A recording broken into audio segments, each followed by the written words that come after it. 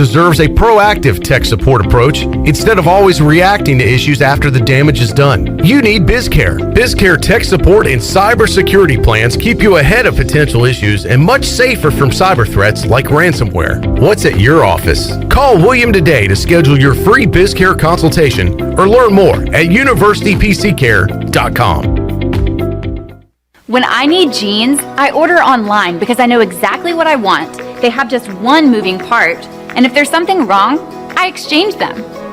Buying a vehicle, especially pre-owned, is way different. Lots of moving parts. You don't want to get stuck. For a worry-free purchase, visit Phelps Chevrolet. We've been here in town a very long time. You know us. You know we stand behind everything we sell. Phelps Chevrolet in Greenville. Come get you one. This is Pirate Radio, WGHB Farmville, 1250 and 92.7 FM Greenville, WDLX Washington, 930 and 104.1 FM Washington. Can you be quiet, please?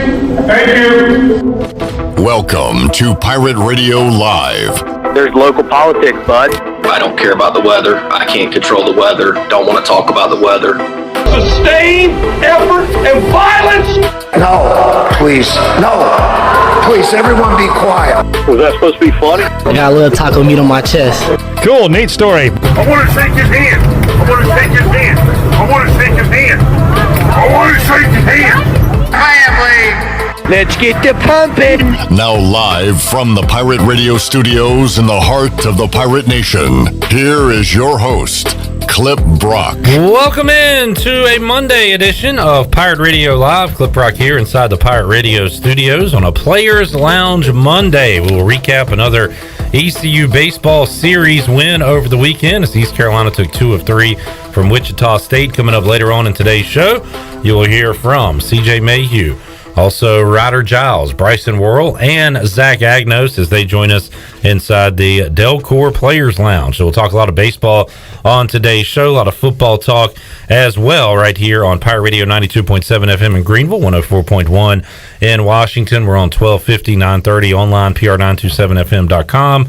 And you can watch the show on Facebook Live and on YouTube. And if you're watching now, you see myself, Troy D, and ECU quarterback Holton Ahlers to kick off today's program. Troy, Holton, good to see y'all. Good to see you, Clip. And Holt, welcome back. Got to be more of a spectator this weekend, like a lot of the fans. I think Mason and Garcia getting most of the snaps, as we talked about going into. Coach Houston said, first of all, your assessment of him as the currently the backup at East Carolina. I thought he did really well. It was cool to see him, play in front of fans and in front of live. Because you can go out there and practice all you want to, but until you get out there in Dowdy with fans out there and play, it's totally different. So it was good to see him go out there. I thought he did really well. How has he grown, Holden? You yourself came in, you played early on, you've gotten to see Mason grow now as a person and as a football player. So how is he different now than he was when he first got here? He's just, every snap he gets more comfortable. I think that's the main thing, is anytime you can get experience out there, that's huge, especially at the quarterback position. It's so different than other positions because,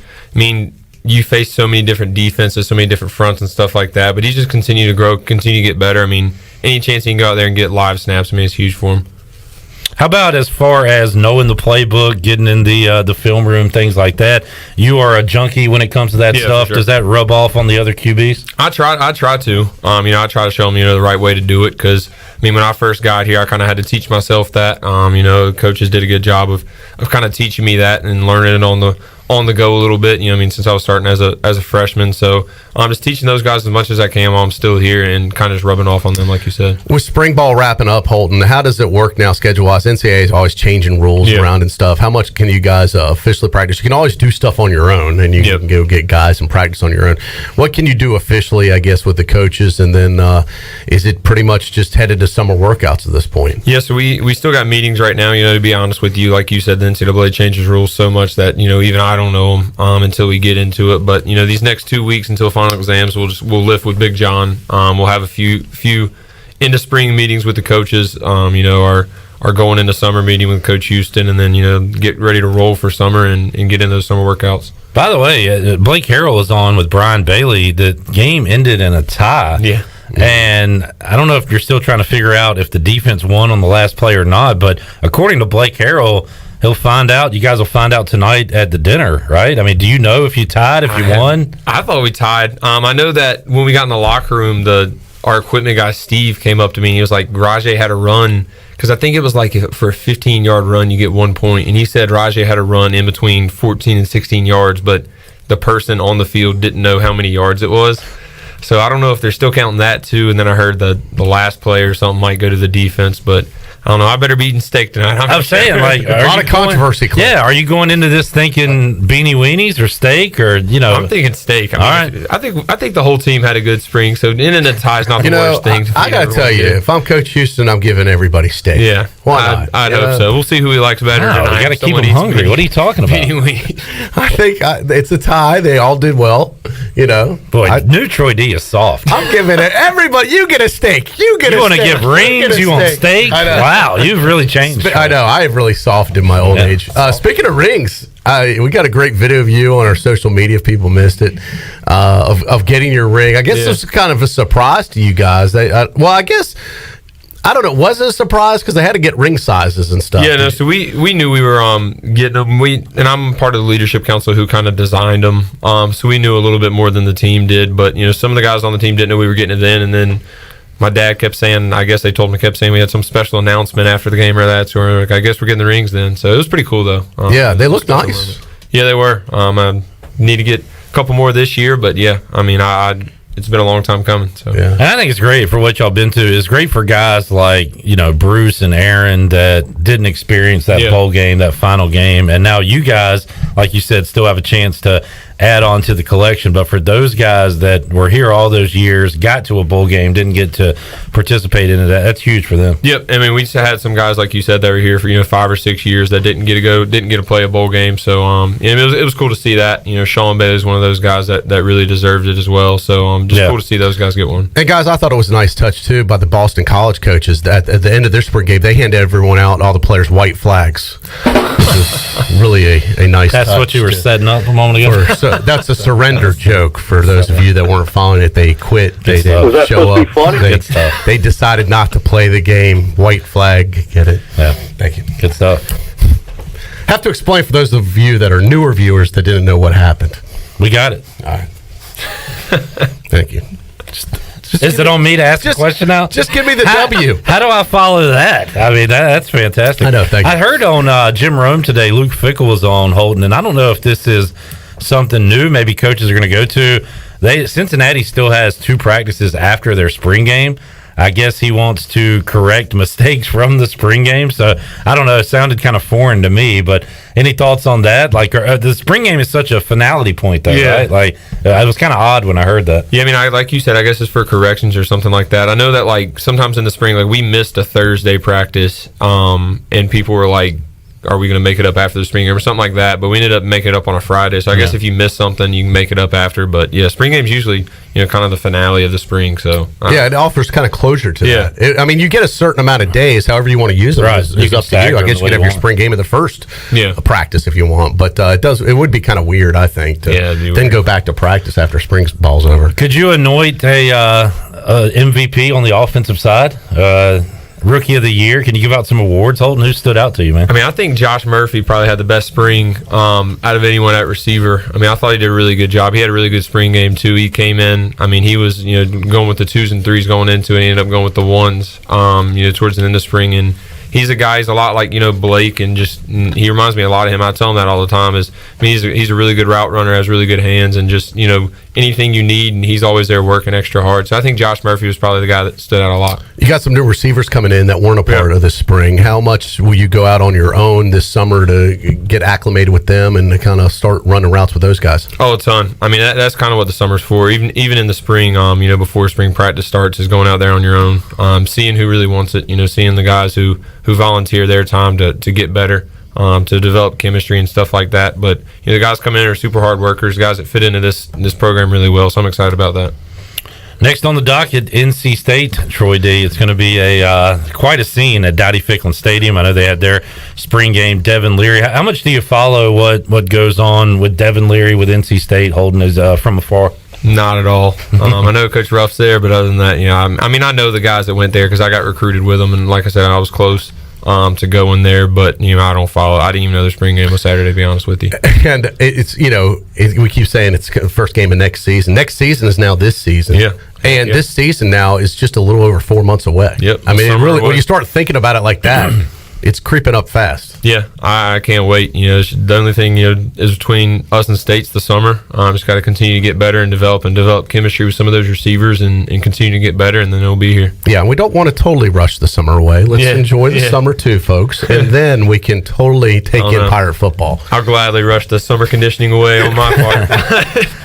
So you got goals for everything, team goals, individual goals. Do you have any weight room goals for the summer, Holden? What do you want to accomplish in there? Shoot, my things just get faster, more mobile, and just get, more flexible too. I'm probably the least flexible person in Greenville. It's terrible, but just continue to get faster, leaner. Anything I can do to develop my game, I will definitely do. But in the weight room now, now I'm in my 5th year here, so it's more about just continue to develop, get more mobile, and get more flexible. Is that the coach's goals for you too? Is that what they? Yeah. Hey, we want you to be faster, want you to be leaner, type of deal. So what do you do? Like, what are you training different than the rest of the team to try to achieve those goals? Yeah, so it's kind of weird now. Tom Brady really changed the game for quarterbacks. Into my freshman year, I was lifting like the same workouts as the linebackers were doing. Just going in there and just lift as heavy as possible, as much as possible, and now it's turned into more free weights, more band work, more flexibility stuff. Because Tom Brady's the greatest quarterback ever, arguably, and he kind of changed the way he worked out as a quarterback to more, like I said, be more mobile and be more longevity of things. I actually went to Purple Blossom Yoga earlier this year to work on my flexibility, and it is, I will say, it does work. If you're it does. We'll have to hook you up with a visit over there if you want to give it. Have you ever done yoga? Oh yeah, I'm big into yoga. I did it a lot, in my early career, and then I go to Young's a lot now too. Yeah. Kevin helps me out a lot over there, but. I'm all in. Anything to help me. Are you on the TB12 diet? Like, what kind of foods are you still eating the tiebreakers? Or I eat too much of tiebreakers, honestly. But I do try to watch what I eat for the most part. It's hard during football because they pretty much feed us breakfast, lunch, and dinner. So whatever they feed us, which they feed us good. We're not eating anything bad for us over there. But when you really have time to focus on your diet is the summer really. When you're not there all day, you have a lift in the morning, they feed you breakfast, and then you're kind of off for the rest of the day. So that's when I'll more focus in on, what I'll eat. He's on the HA12 program clip. There you go. I call it the HA. You're on fire today. Full of jokes today. Killing it. Sorry, just in a good mood coming off of Pirate Fest and spring ball, Big time Monday. Yeah. Good stuff. All right, well, we only got a couple minutes left, so I'll defer to you, Clip. Yeah, I thought he was about to get out of here. No, I don't. Well, Holton has to get out of here. So. Yeah. I don't know. I think I'm about done with it. All right, you sure? Yeah. All right. I've been asking questions for 5 years. So I'm about out of questions. I know. It's a good thing you're finally graduating soon because we're going to run out of stuff talking to you about. All right, well, good. Congratulations on another great spring. Appreciate it. I guess we'll try and visit with you maybe sometime this summer. Yeah. We'll hook up. We'll do a summer visit and then look forward to getting back in the grind this fall. But man, hard to believe. It's crazy. Last year of Holton Ahlers. Heck yeah. Man, but what an opportunity to go out with a huge bang, Yeah. It's a big one. So I'm excited for the first game, but just take one game at a time. We got a special team, so wouldn't have came back if I didn't think we could do some crazy things. So all right, good luck. Stay healthy. Appreciate it. Thanks, and we'll talk again soon. Thanks all. See you. Enjoy it, man. Quarterback, East Carolina University, off to a team meeting. So we're going to let him get duck out of here a little bit earlier, Clip, so he can get to that. Last thing we want is Holton being late on our because of us. Yeah, tying a bow on the 2022 spring, which has seemed to be a very positive spring. Mike Houston will tell you if things aren't going the way he wants them to, and everything he has said this offseason so far, Troy, it sounds like he's believing what Holton just said, that they're in line for a very good year this year. I was out there afterwards. I don't know how much time you'll have to run the audio today. Definitely tomorrow. I know you'll hit a lot of it, if not some today. But he was in the best mood I've seen him in a long, long time. Like coming on, like just during the game, like looking over, smiling and having fun. And then afterwards with the media, how sometimes coaches get after games or practices talking to the media. Man, he was all chipper, and really, pumped up and excited and happy. So I agree with you. I think this was a good spring for them, and it seems like things are starting to come together here. You know, you've got Mike Houston going into his 4th year now as head coach. Holton now going in as a 5th year quarterback for ECU, I believe.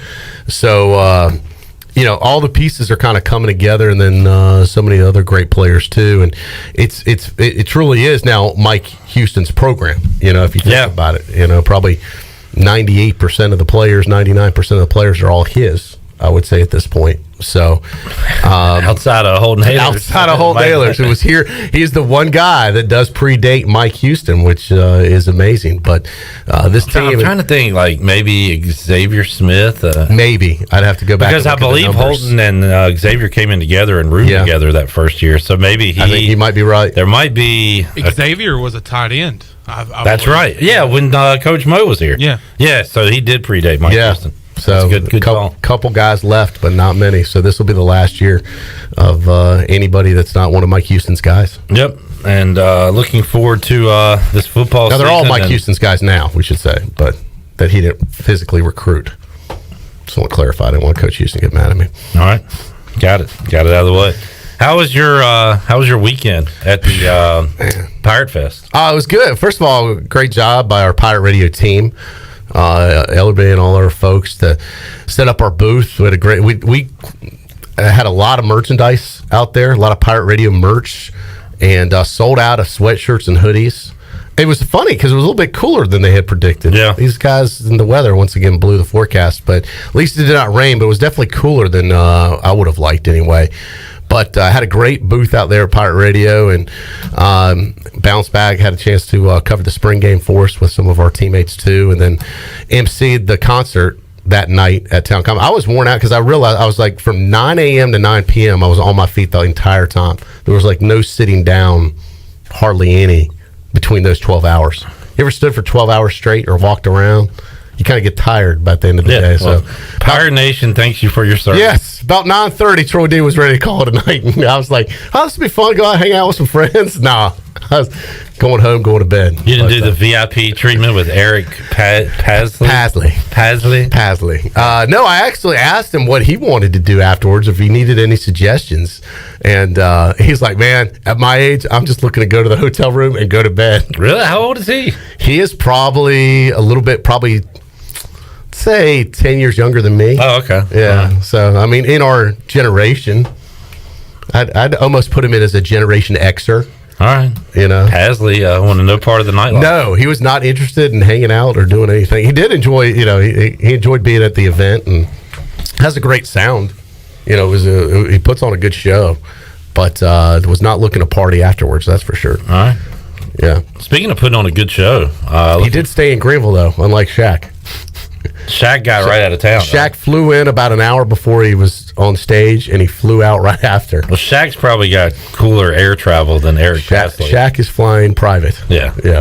On the Shaq Express. I mean, just think if you bought a plane ticket and Shaq was sitting next to you. Well, I mean, he's such a physically big human. I don't think he could fit. That's what I'm saying. Yeah. He couldn't. He probably has to have a special seat. Yeah. Put in with nothing in front of him. Because, I mean, the dude's like 7'5" or 7'6", whatever. A monster of a man. I'm looking forward to a performance, Troy D, a couple of days before kickoff this year at the Pirate Radio Kickoff Party. Yes. Which it was announced last week. It is returning to the State Theater up here in Uptown Greenville, downtown Greenville. The party's returning. We're going to have a lot of new things to it this year. One of the new things is a new venue.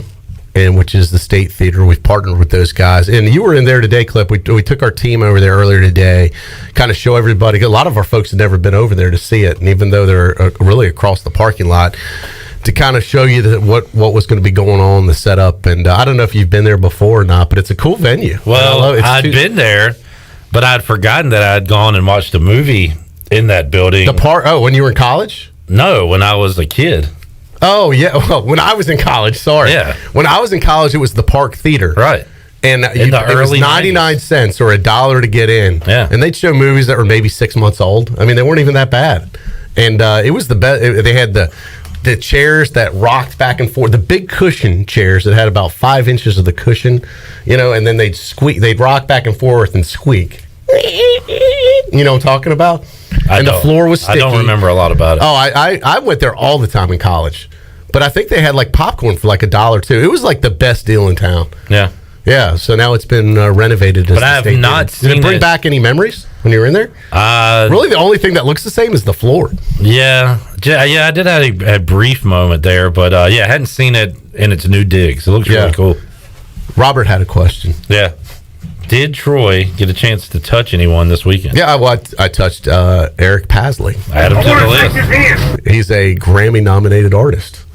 So I did do that. Jeff Charles and I touched. Good. Who else? I'm trying to think. Petey and I actually had a quick embrace. So you got your touches in. Yeah. Since he's asking. Yeah.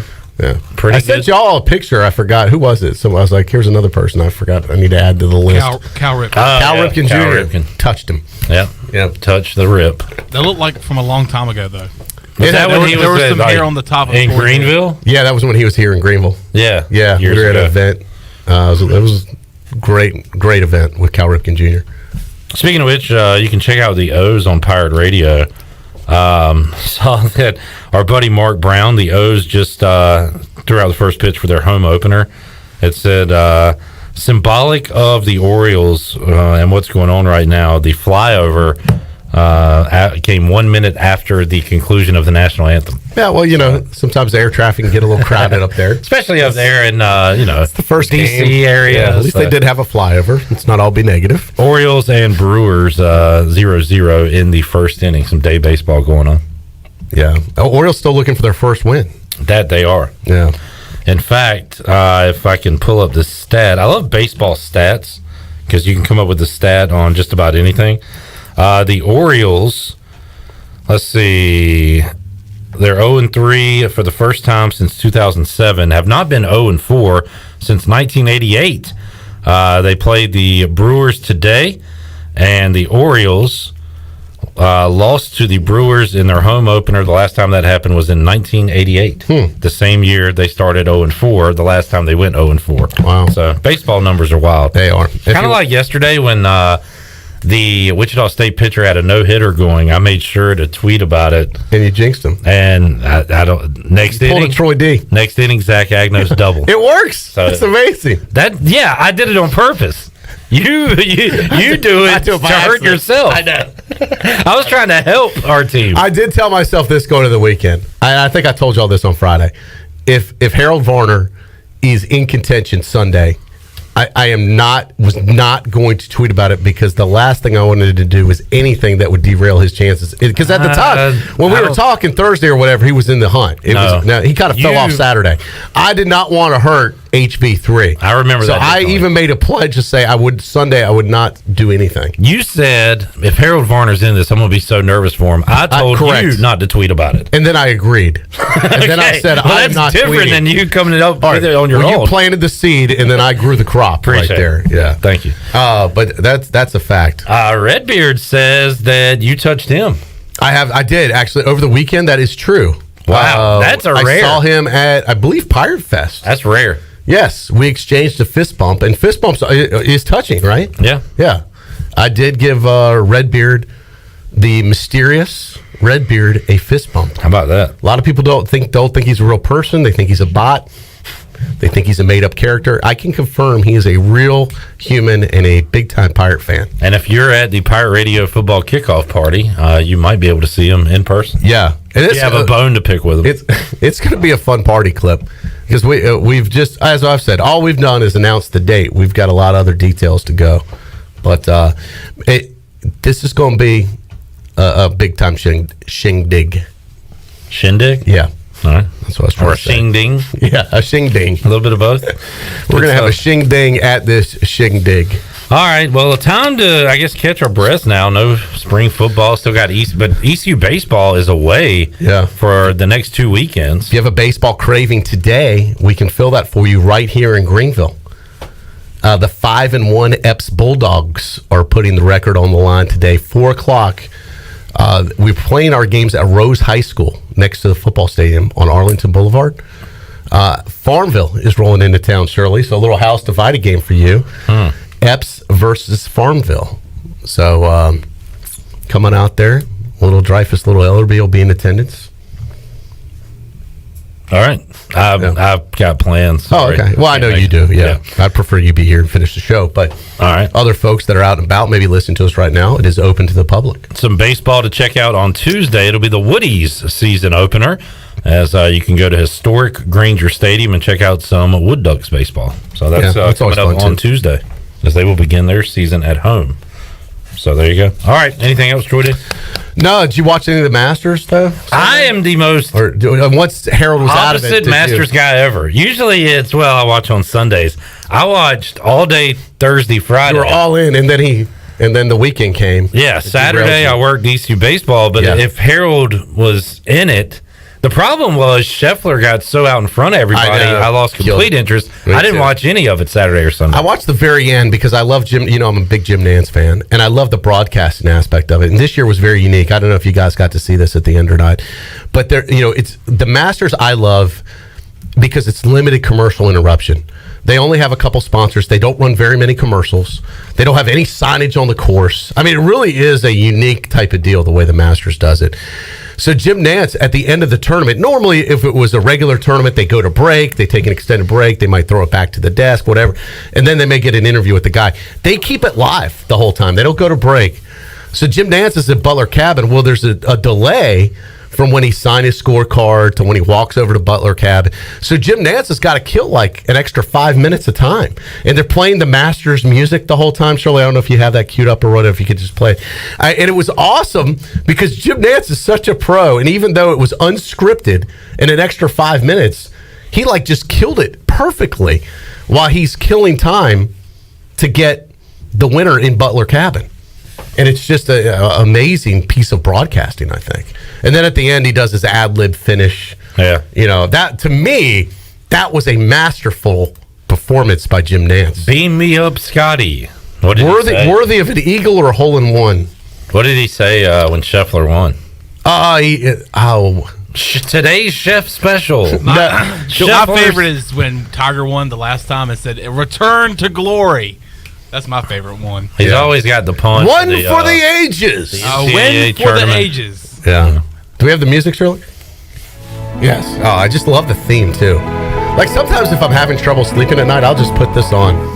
Is that true? No, but it should be. I mean, I wouldn't blame you because it is I very thought peaceful. about it, though, because it's so soothing. No, it is. But I think I'd almost need Jim Nantz to read me bedtime stories to this music. And, man, it would just make me fall asleep right away. Would you touch him? We'd shake hands. Yes, I would touch Jim Nantz. Right, I'd give Jim Nantz a full barrel hug. Are you kidding me? I love that guy. Okay. All right. Cool. You don't like Jim Nantz? I love him. You're a Jim Nantz hater now? Nah. Are you a Jim Nantz denier? I don't think I love him as much as you do. I think he's fantastic. He is a great, as I said, multi-dimensional broadcaster. Yeah. Final Four, NFL, Masters, you name it, this guy can do it. He's very good. It's incredible. Very, very good. I'm very impressed by his verbal skills. I'm glad Vern is still doing it. Yeah. Vern. Yeah, where do they have him teed up, like on the 15th or something? 16th. Just roll him. Let's go over to Vern. Yeah. Yeah. And then who's the other guy that's Sir Nick Faldo? Yeah, Nick Faldo. He's apparently people... You won't believe what I just saw! People were upset that he spoiled... He did. Wait till you see this! A Rory chip-in, I believe? Yeah. Yeah. It was the most amazing shot I've ever seen! You haven't seen it yet, though. Hold on, we're going to show it to you. By the way, you want me to read the Masters fantasy results real quick? So this was myself, Shirley, CJ, Chandler, and Mully. And we handed Mully the trophy on Friday. Bud. It was over. He's the golfer, Bud. I saw Mully yesterday at Tiebreakers, and he was letting me know that he won. Yeah, he killed it. The fantasy draft. Finishing in 5th with negative 14 points. Club Brock. Thank you. Nicely done. Thank you. Finishing in 4th with negative 11 points. Chandler Honeycutt. Way to go, Chandler. Finishing in 3rd with 6 points. Shirley Rhodes. Finishing in 2nd with 11 points, Mike Mullis. Whoa! Finishing 1st What? with 13 points, CJ Schaefer. Oh, boy. Someone better do a life check on Mully. Huge. He doesn't even know yet. Oh, I'm my gonna God. break it to him coming up tomorrow on the show. He's not going to handle this well. So Rory McIlroy made a huge comeback for you. You also had Shane Lowry at 5 under. JT was under par. Jordan Spieth hurt you, but Mully was hurt yesterday by Patrick Cantlay, who finished 7 over par, and Scheffler was the only person he had to finish under par in the tournament. What was that guy's name? Patrick Cantlay. The ball in the green. Well done. Thank you. Yeah. We'll break this to him. Mully's not going to be in a funny mood when he hears this news. What a loser. Really? Bum. Was that supposed to be funny? Wow.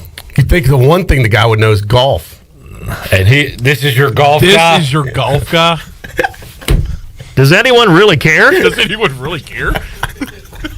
Do the face, Chandler. Oh, only me and you saw that. But that was, if you listen to us on the radio, that is a great face right there. I'm sorry. On video. People too. in Zimbabwe. This is worth going back to YouTube and Facebook if you're listening to us to see the Mully face. Jonathan says, do you like Gus Johnson or Jim Nance? We talked about this last week with Troy. Oh, my! It's a bit of an acquired taste, and it's totally different. But I like Gus doing play-by-play more than Nance. I like Nance's I don't voice. dislike Gus, calming. but I like Nance. Yeah. If you got to choose between the two. I'll go Gus. Yeah. And the only other, Gus does football and then soccer. It's weird, Well, they put him there. I know. Hey, he used to do NFL and NCAA tournament. I know. How awful for him. He does you're doing a great job with the NFL. We're going to have you do soccer. Well, I hate that he moved to Fox. He does college basketball. Yeah, that's right. Yep, you're right. Big Ten games and stuff like that. Yeah. But anyway. All right, Troy D. Good stuff. Good seeing you. Talk to you Thursday. We'll see you back on Thursday. Where's Tony Collins been? Was he around this week? He was with us. What the hell's going on around here? He joined us at our booth at Pirate Fest and sold some doggy treats, actually. Good. So, we need to get him on the show. Him and his wife are in the doggy treat business. So I'll hit him up Thursday. Let me see if he's around. Man, he should have gone to the game Sunday. It was Bark at the Park. Oh, yeah. There were some dogs out in the right field on Sunday. Yeah. It was I was going to try and do another dog joke, but I don't want to. You're killing it today. Roll. A row. I'm on a row out in the bay. Coach O? I know. I just slipped into Coach O mode right there. You get Coach O on the show soon. We will talk a lot of baseball today, expecting the arrival of C.J. Mayhew shortly. We'll also talk to Ryder Giles, ECU Friday night starter, ECU ace. Also, Bryson Worrell, Zach Agnos later today. It did look like Sunday the game went to the dogs, though. Our drummer is getting a lot of work today. Yeah. Usually with that guy, arm's going to be sore in the he just sits back there, does nothing when Troy's on. Well, the drummer was like, well, he's had 2 jokes today, so the drummer got up and left, and went and got a drink. No way he's got another one. And then he had another one. They said, hey, come on back. He had another one. You believe in miracles? Yes. Nailed it. No, the drummer's just tired and annoyed. That's what it is. Oh, boy. The drummer's always tired and annoyed. What? Bite me. Those drummers, I'm man. tired and annoyed when you're here. Prima donna. Exactly. All right, we'll take a break, come back, have more for you. Hour 1 of Pirate Radio Live here on a Monday. Back with you after these words.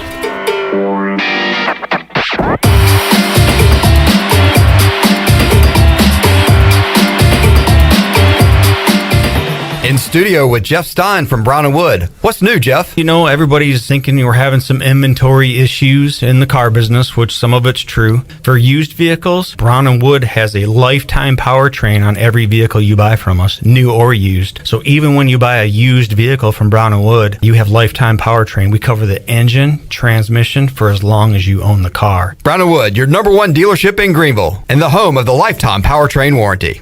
Hey, O's families, break out your orange and black for Kids Opening Day on April 17th when the O's take on the New York Yankees. Be one of the first 7,500 fans 14 and under to receive an Orioles Pop-It toy. And after the game, kids are invited to take to the field and run the bases like the pros. All presented by Wise Markets. Plus, experience a family fun day at the yard with caricatures, the Easter Bunny, and more. Celebrate the 30th anniversary of Camden Yards with Kids Opening Day. Buy now at Orioles.com/kids. You've worked hard to make your business successful, and that's why it's really important to always have a bank in your corner when you need them. This is former ECU baseball player Ashley Capps from First Bank, and our experienced team of local bankers includes Lee Watson, Bonner Latham, Chris Richards, Josh Hooten, and Heath Nisbet. To get the business services that are right for your business today, come and see someone on our team at First Bank on Arlington Boulevard here in Greenville. First Bank, together with our customers, we're creating a world where individuals and communities thrive. Member FDIC, Equal Housing Lender. Be sure to check out David Price Construction for all of your commercial or custom residential renovation and building needs. Run by ECU alumni, David Price Construction specializes in commercial projects, maintenance on facilities, and large-scale residential renovations and additions. Proud to be voted the Remodeler of the Year by the Home Builders Association of Raleigh-Wake County in 2018 and Best Business Commercial Remodel Project winner for 2020. David Price Construction, the proud ECU Home Services partner. Pirate fans, the 2022 football season is going to be one for the record books. East Carolina is coming off a 7-win bowl season, and 2022 is shaping up to be even better. The Pirates need you to pack Dowdy-Ficklin Stadium this fall with a great home slate that includes in-state rival North Carolina State. The American Conference schedule features home games against UCF, Memphis, Houston, and Navy. Season tickets are on sale for as low as $125. Get your tickets today by visiting ECUPirates.com. Hey Pirate Nation, this is Holton Ahlers for my friends at Arc Point Labs. Just as I trust my teammates, you can trust Arc Point Labs to give you quick and accurate results for all your laboratory testing needs. If you are in need of COVID testing for your return to school, work, or for travel, Arc Point Labs is offering same-day PCR and antigen testing with little to no wait time. Please visit any of the 6 Eastern North Carolina Arc Point Labs locations or make an appointment now at onehourcovidresults.com. Go Pirates! Hey Pirate Nation, this is Scott Harris with RE/MAX Preferred Realty. I've been in Greenville over 25 years. I'm a proud graduate of ECU. If you're looking to buy or sell a home, then give me a call today and let me help make your real estate process fun and easy. I keep it simple and explain the process every step of the way. My goals are your goals. There are no long-term contracts, and you always deal with me from start to finish. The right home starts with the right agent. Call me, Scott Harris, at 347-1857. Go Pirates! This is Mark Washington with Max Sports Performance at Max Fitness. Our facility has reopened and is following all safety protocols. The best thing you can do to strengthen your immune system is, of course, to work out and exercise on a regular basis. I can assist you as your performance coach. You can also enjoy the benefits of a private facility. Avoid the crowds and work out at Max Fitness. Now is the time to get healthy. Max Fitness, just off Highway 43 in the old Ace Hardware building behind Speedway in Greenville. Call me, Mark Washington, 902-4877. This is Amanda Houston, and you're listening to Pirate Radio, the voice of the Pirate Nation. Go Pirates!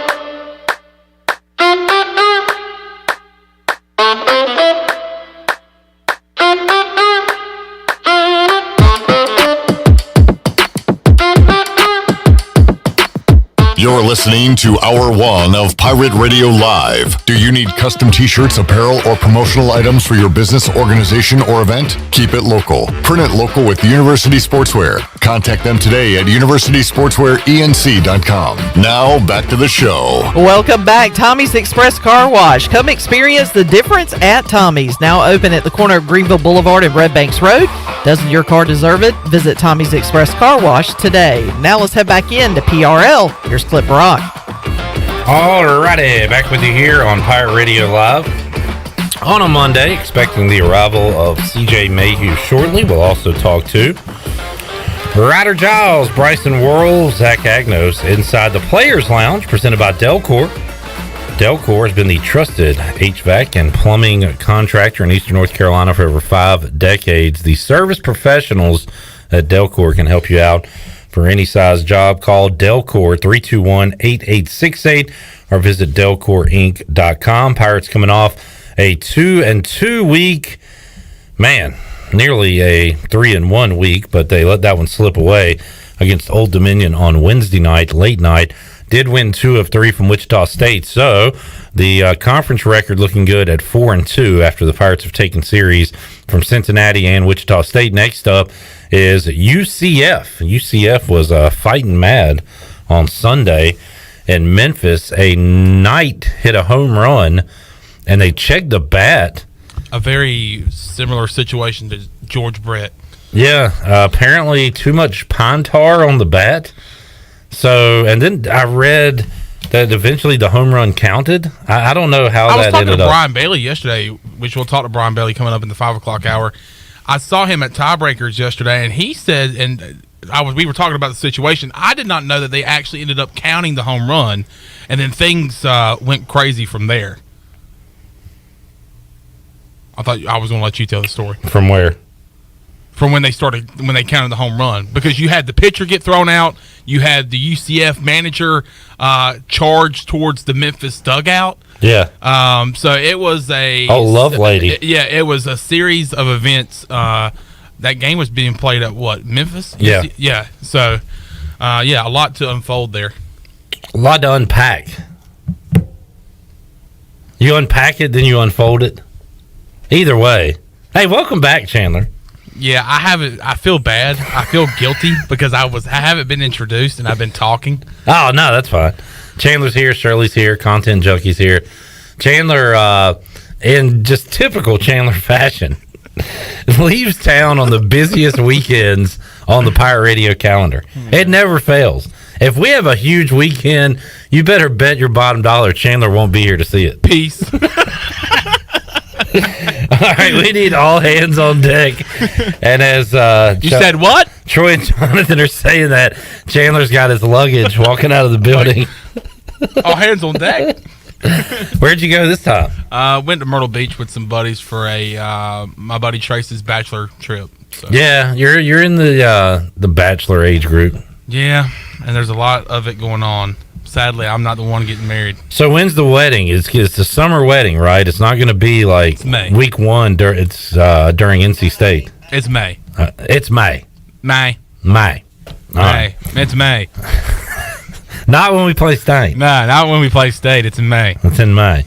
All right, good enough. But a great job by everyone this weekend. I got to be honest. I didn't do much to contribute other than tell CJ that there's going to be a proposal at Clark LeClaire Stadium, which was great content because I love those videos. And what a great job by that guy thinking about doing it during the ECU trivia during innings. So that was pretty cool. It worked out great. It was Pirate Radio, ECU trivia, and sometimes my worlds intersect. And it was, all right, let's look to the big board to see today's trivia question. And the question was, will you marry me? Dude hit a leg, presented the ring. Great job by the marketing people over there at ECU. Her name was Brandy, and they played the song Brandy. Got to give credit to the guy running video for giving Casey that idea. It was all organic as it was happening. It was really good. That was awesome. Very good stuff there. So, we were busy this weekend. Shirley was keeping up with the Pirate minor leaguers, and looked like a great weekend. Shirley saw Seth Caddell with the go-ahead RBI hit in his game. Saw Connor Norby, Alec Burleson doing Alec Burleson things as always. He's like a highlight reel. He's always doing something. And Gavin Williams, like the ace he is, getting off to a great start with his team in the Guardians organization. Yeah, he plays for the Lake County Captains, and he was slated to get his first start on Friday night. Unfortunately, weather played a role, and that game got postponed to Saturday. But he did make his appearance. He went 4 innings. He faced 14 batters, struck out 6 of them, walked 2. So a very impressive start for the 22-year-old. Thomas Francisco had an RBI in a game over the weekend, and as a matter of fact, I'm still looking for his. I just got his stats, and I'm looking through the scores for this past weekend. So, but as of right now, and as a matter of fact, I was looking at a couple of other things, but Trey Benton also is in the Cleveland organization. He is pitching for the Lynchburg Hillcats. He pitched an inning over the weekend as well. So we've got a bunch of Pirates in the pros. I'm trying to break all of that down, but out of everybody, I would say Gavin and Alec Burleson had the most productive weekends, but Seth Caddell made his minor league debut with the Akron Rubber Ducks, and as you mentioned, had a go-ahead RBI. So guys are looking good so far. That's awesome. And we'll be keeping up with them throughout this baseball season. Let's take a look and at the Facebook chatter going on. Robert Matthews says hello. Hello. Steve Hill says Clipper. I know what Susan Dean said. What? Hashtag fire Matt Rule. That's exactly what she said. Susan also said she got some Doggy Delectable Delights. Bought 2 bags from Tony and Trudy. Tony. Over the weekend. Tony. Let's send it down to Tony Collins Got with some Doggy doggy Treats. Got it. So that's cool stuff. Shout out to Tony Collins and his wife, Trudy. All right, let's take a timeout. We'll come back. We'll wrap up hour number 1. Coming up hour number 2. Planning to talk to Ryder Giles and Bryson Worrell, and maybe even CJ Mayhew when he arrives as well. A lot more to go on Pirate Radio Live here on a Delcor Players Lounge Monday. We're back with you after this.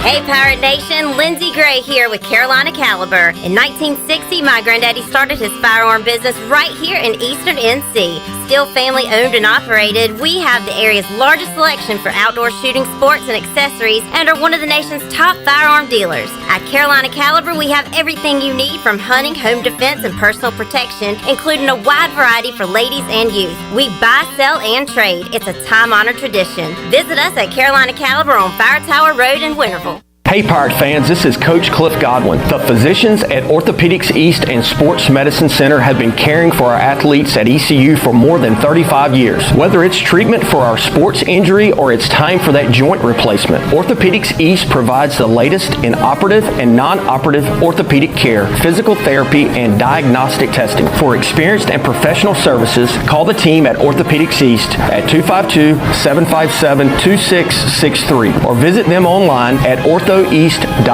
Go Pirates!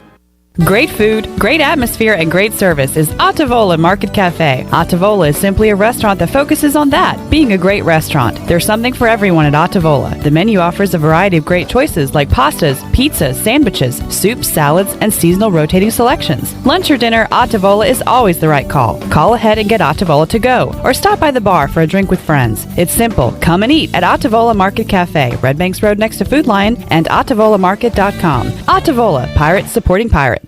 This isn't your regular cola, so this isn't your regular cola ad. No beach parties or family barbecues here, just Nitro Pepsi, the first cola ever infused with nitrogen. So forget everything you thought you knew about soda, because that nitrogen gives us a whole new experience. Think an infusion of smaller bubbles for a cola that's got a lighter, smoother texture. And don't get me started on the pour. You don't pour this like any other cola. We're talking turn the can completely upside down and watch as those bubbles cascade into the glass to create a frothy, luxurious foam topping. Can your cola do that? I didn't think so. Unless you've got your own Nitro Pepsi, in which case cheers to your great taste. Because you already know that the only thing better than the pour is the unapologetic cola taste. What else is there to say? From the creamy foam to the smooth texture to its unbelievably delicious flavor, this is cola like you've never had it before. Time to bring your taste buds to the next frontier. New Nitro Pepsi. Smooth, creamy, delicious. At Jimmy John's, we don't make sandwiches. We make the sandwich of sandwiches. We use fresh veggies because we don't hate salads. We just feel bad for them. We make our sandwiches exactly how you want because you're the one who's eating it. And we bake bread all day, every day, because stale bread isn't bread. It's croutons. Sandwich history is written by the victors. Good thing we have legible handwriting. Jimmy John's, the sandwich of sandwiches. Order pickup or delivery on the app. Hey, Pirate fans, Derek Pizzeni from Carolina Wealth Management. Are you a fiduciary? That's a question every investor should ask their advisor. A fiduciary is an individual who acts in the best interest of a particular person or beneficiary. Is your advisor a fiduciary? You should know it's your money. At Carolina Wealth Management, we do things differently from other investment firms. To learn more about the benefits of working with a fiduciary advisor, visit mycarolinawealth.com. That's mycarolinawealth.com. Chico's Mexican Restaurant is the home of the best margaritas. Grab your amigos and head to Chico's every Tuesday for the Gulf of Mexico, a huge 38-ounce lime margarita for only $7.99. On Thursdays, relax and enjoy half-price pitchers of Chico's house margaritas. Choose from lime, strawberry, blood orange, raspberry, or peach. For Mexican food and fun, it's got to be Chico's Mexican Restaurant in downtown Greenville and online at chicosrestaurant.com. Chico's, where the fiesta never ends. Pirate Radio. It's going to change. I promise you. As I stand here, it will change. Okay, and when it does, that stadium, it's going to be rocking, and heaven help whoever walks in there to play us. The voice of the Pirate Nation.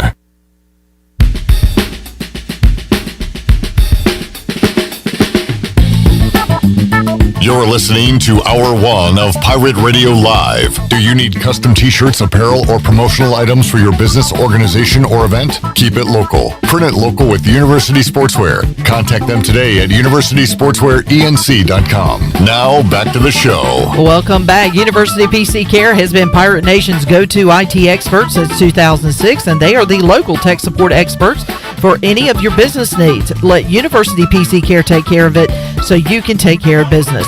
Visit universitypccare.com to learn more today. Now let's head back into PRL. Here is your host, Clip Broad. All right, got some Mike Schwartz news over the weekend. East Carolina adding some basketball talent. Got a transfer. Mike Schwartz. You mean Greg Schwartz? You still on that? Yeah. You still salty? Yeah, I'm still salty. You don't mess with Jeff Charles. You understand me? See if Shirley, see if we have Captain Bill Salty saved in the what was he said, like he was leaving a game and his daughter looked at him and said, "I'm a little bit salty, Daddy." I'm a little bit salty, Daddy. I think that was the line. No, I got look, the guys have been leaving the East Carolina program. Tristan Newton, Brandon. You look a little salty. He look a little salty. Say it again. You look a little salty. I just a good old Captain Bill. I miss Captain Mad Bill. at the world phone call. Look a little salty. So yeah, we've had some transfers out. Got a transfer in. I can't pronounce his name. So we will wait till Stephen Igo joins us Tuesday to say the player's name we got. But also got a commit from a junior college guard, Ben Bayella. Ella, eh? B-A... Under my umbrella. Ella? A. B-A-Y-E-L-A. Bayla. My God, son. I know, I'm sorry. I'm going to stop.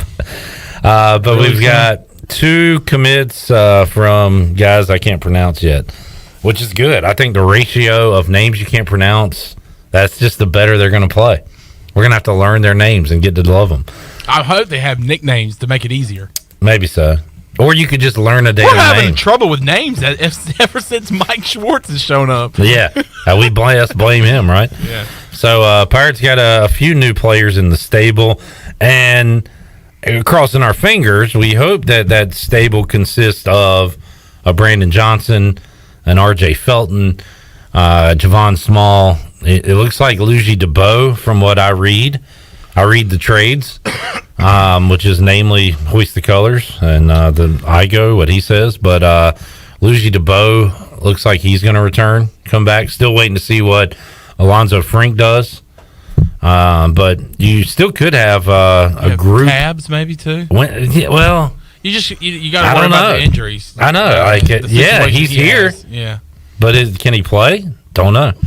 So maybe a mix of old and new, but there's certainly going to be a lot of new with this basketball team.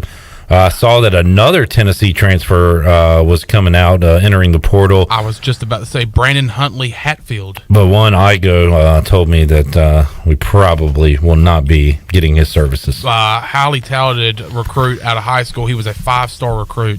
Everybody's going to look new again next year. I don't know about the Houston Cougars because they seem to have quite a program going, but like Memphis, who was so good, who gave Gonzaga a major scare in the tournament this year, they have had a ton of transfers. Guys are going to the NBA, so this whole thing is going to be year to year, and it's Michael Schwartz's job to stack this team as much as he can this year and then moving forward. He'll bring in his recruits and everything and try to build some sort of program here in Greenville. All right, I'm going to go back to this guy's name. I'm going to try Quentin DeBounje.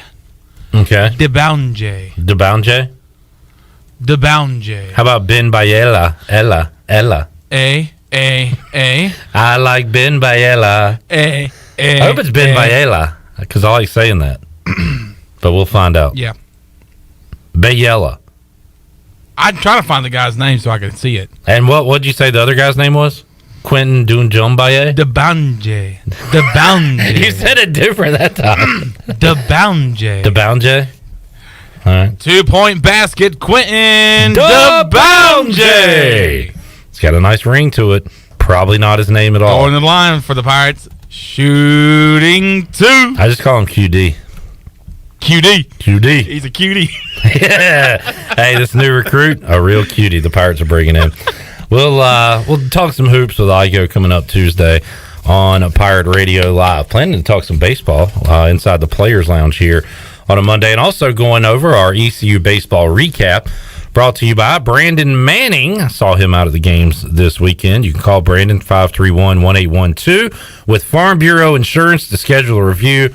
Get a free quote. East Carolina wins it on Friday night, and they won because they got some good pitching from Ryder Giles, opening day shortstop, 7 innings, allowed 1 earned run on 3 hits, struck out 8. As Chandler would say, what about a story? Because this is incredible. 88 pitches. That's what you want from a Friday guy. Somebody going deep into a game, and the bullpen only had to work an inning from Terwilliger, Garrett Saylor 2/3, and Savage got the final out, and that's it. That's what you want on a Friday going into a long weekend where you know you're going to need some arms, and that is exactly what they got from Ryder Giles. Incredible. Jake Kuchmaner goes 4 innings on Saturday. We saw Carter Spivey get extended work on Saturday, 2 1/3 innings. Jake Hunter also went a couple of innings for the Pirates in the 10-3 win, as East Carolina had a big 7th inning to open things up. And then on Sunday, I don't know where this Wichita State dude came from, but Cameron Bai goes 8 innings, allowed just 3 hits. He had a no-hitter through 5. I believe it was finally Zach Agnos who hit a double in the 6th inning to end that no-hitter, but the Pirates could only muster 3 hits on Sunday. Wichita State salvages the series, but East Carolina still able to win it 2-1. On behalf of the Pirate Nation, Clip Brock, I want to say thank you. You're welcome. Thank you for your contribution on Twitter, for the jinx that you put out there. Not only did you say it 3 different ways, but it worked. It and did. Very next inning. On behalf of the Pirate Nation and ECU baseball fans everywhere, thank you so much. You got it, man. The Pirates were not no-hit. I do whatever I can to help out ECU in whatever way I can, and you're right. I didn't just say Wichita State's pitcher has a no-hitter. I didn't just say Cameron Bai has not allowed a hit. I didn't just say ECU has not gotten a hit in today's game. I said them all. I said it every way I could possibly say it. All the above. And then next inning, Zach Agnos laces a double. So maybe I should have said it earlier, although I don't. When do you start talking about a no-hitter? I would 5? say. I would think through 5. I think 5 or MLB 6. Probably 6. College, I'll give it 5. 6 is probably the answer. To be honest, I probably started that a little too early, but I'm glad I did when I did, because East Carolina was able to get a run in the 6th. And I'm looking forward to talking to Zach Agnos. He appreciates good shortstop work. How about that play? Their shortstop, Stewart. He's a good fielder. Andrew Stewart. He catches it Willie Mays style over the shoulder in center field, turns around, guns down Zach Agnos trying to score from third. And in that situation, the throw has to be perfect. And guess what? It was. And Agnos was gunned down at home. But, man, great play by that young man. We'll talk to Zach about that when he joins us coming up in hour number 3. We're going to double down on Pirates here coming up to start our next segment. We got a couple of pitchers hanging out, Ryder Giles and C.J. Mayhew. Let's take a break, Shirley. We'll come back We'll open up hour number 2 with both Ryder and CJ. Ryder's wearing his Titleist hat, so we'll get his Masters thoughts. Oh, good. I got to run down his golf picks he gave me last week. Holy crap. Stick to baseball, son. Uh-oh. We'll talk about that and more when we return after this.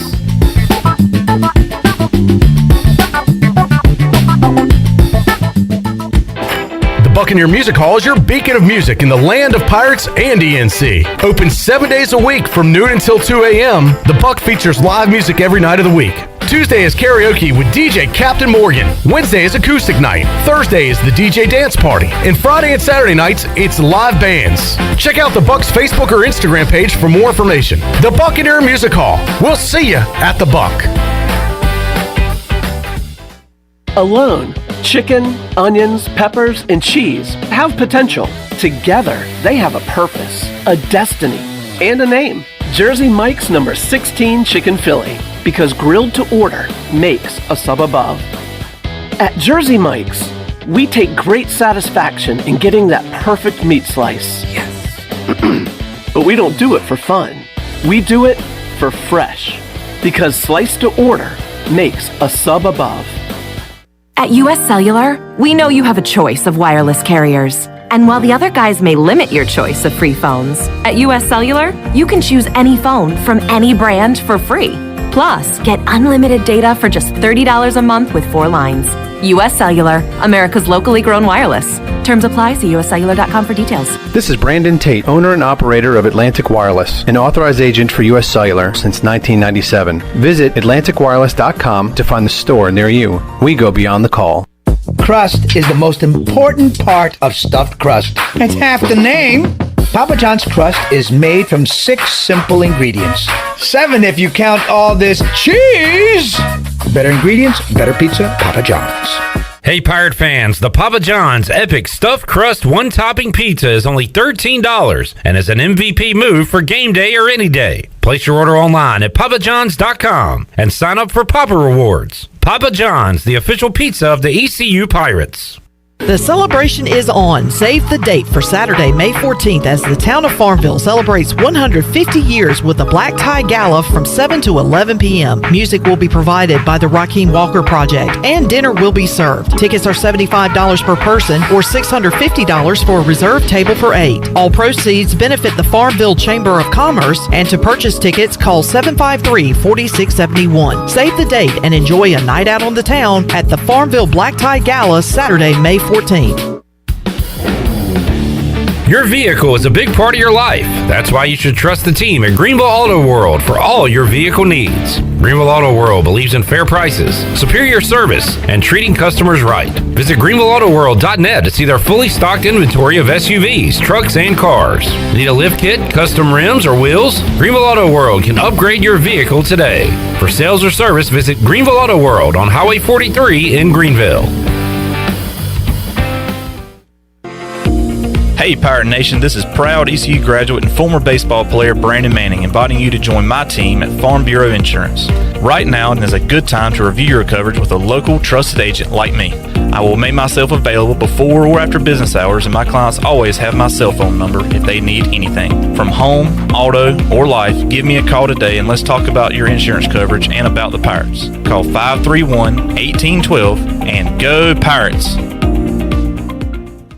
Although innovative new resources such as digital media and social networks have grown in popularity, smart marketers recognize that printing is a mainstay. We live in an age of computer hacking, scams, and fly-by-night businesses, so it's reassuring to consumers when they receive printed marketing pieces. It exemplifies business confidence and conveys a high level of commitment. It also fosters trust, which leads to engagement and ultimately brand loyalty. When you're ready to grow your business, come to PIP, where business goes to grow.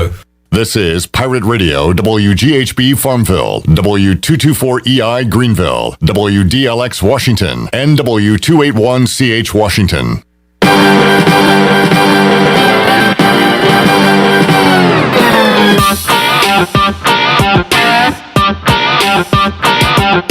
This hour of PRL is brought to you by Tommy's Express Car Wash. Come experience the difference at Tommy's. Now open at the corner of Greenville Boulevard and Red Banks Road. Doesn't your car deserve it? Visit Tommy's Express Car Wash today. Now back to the show. Welcome back. Greenville Utilities Neighbor to Neighbor program provides help for those who need temporary assistance with their utility costs, and you can make a difference. Your tax-deductible donation can be added to your GUC bill each month, or you can make a one-time donation, and GUC will match all donations up to $20,000 each year.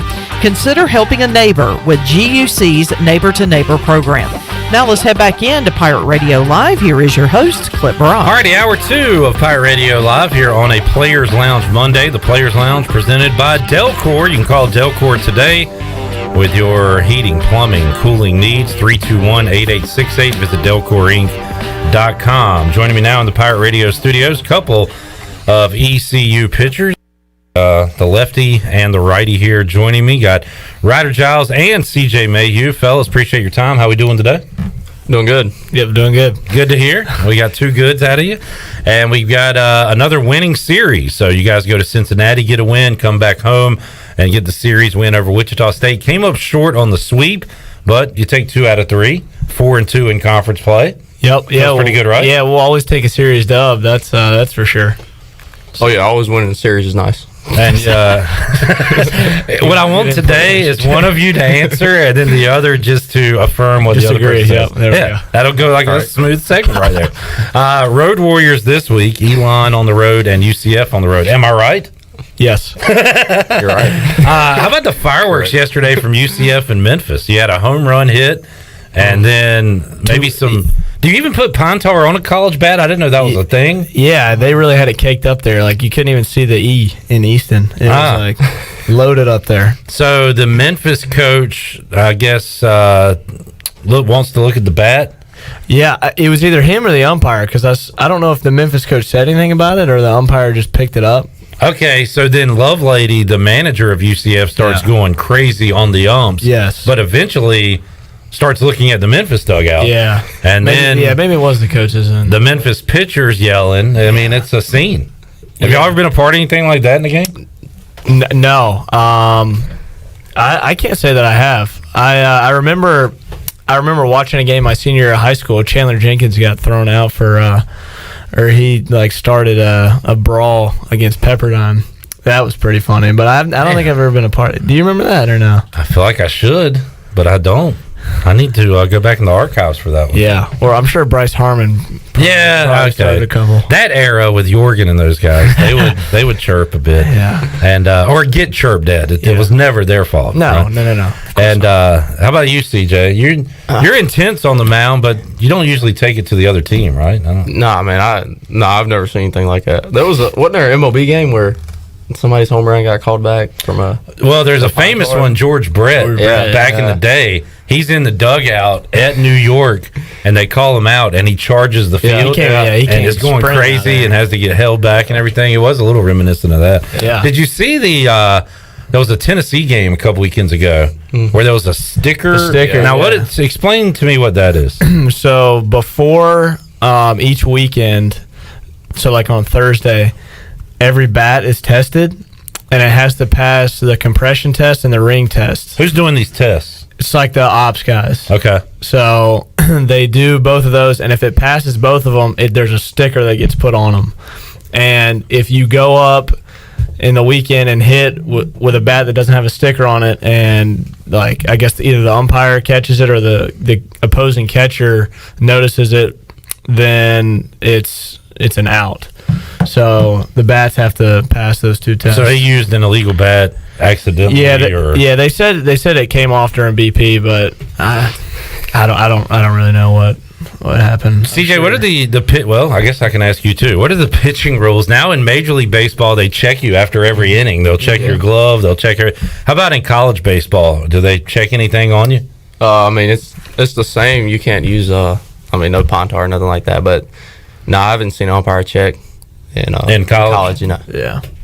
What do you got? Like, what do you use? Do you like have some sweat or something? There's like rosin behind the mound that I guess some guys use.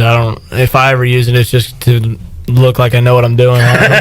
Just what would a pitcher just throwing do? the bag up and down out there, not really sure. Like, what is this stuff?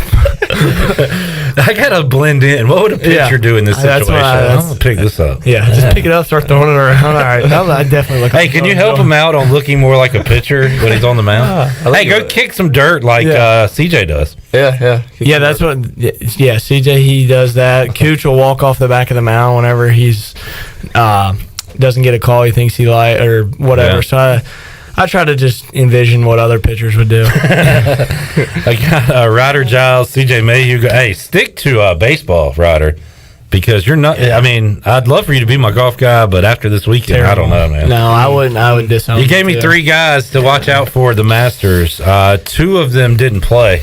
Well, one kind of did. He played one round. Yeah. Paul Casey, we don't know what's going on physically with the guy. You picked him. He withdraws before he could get started.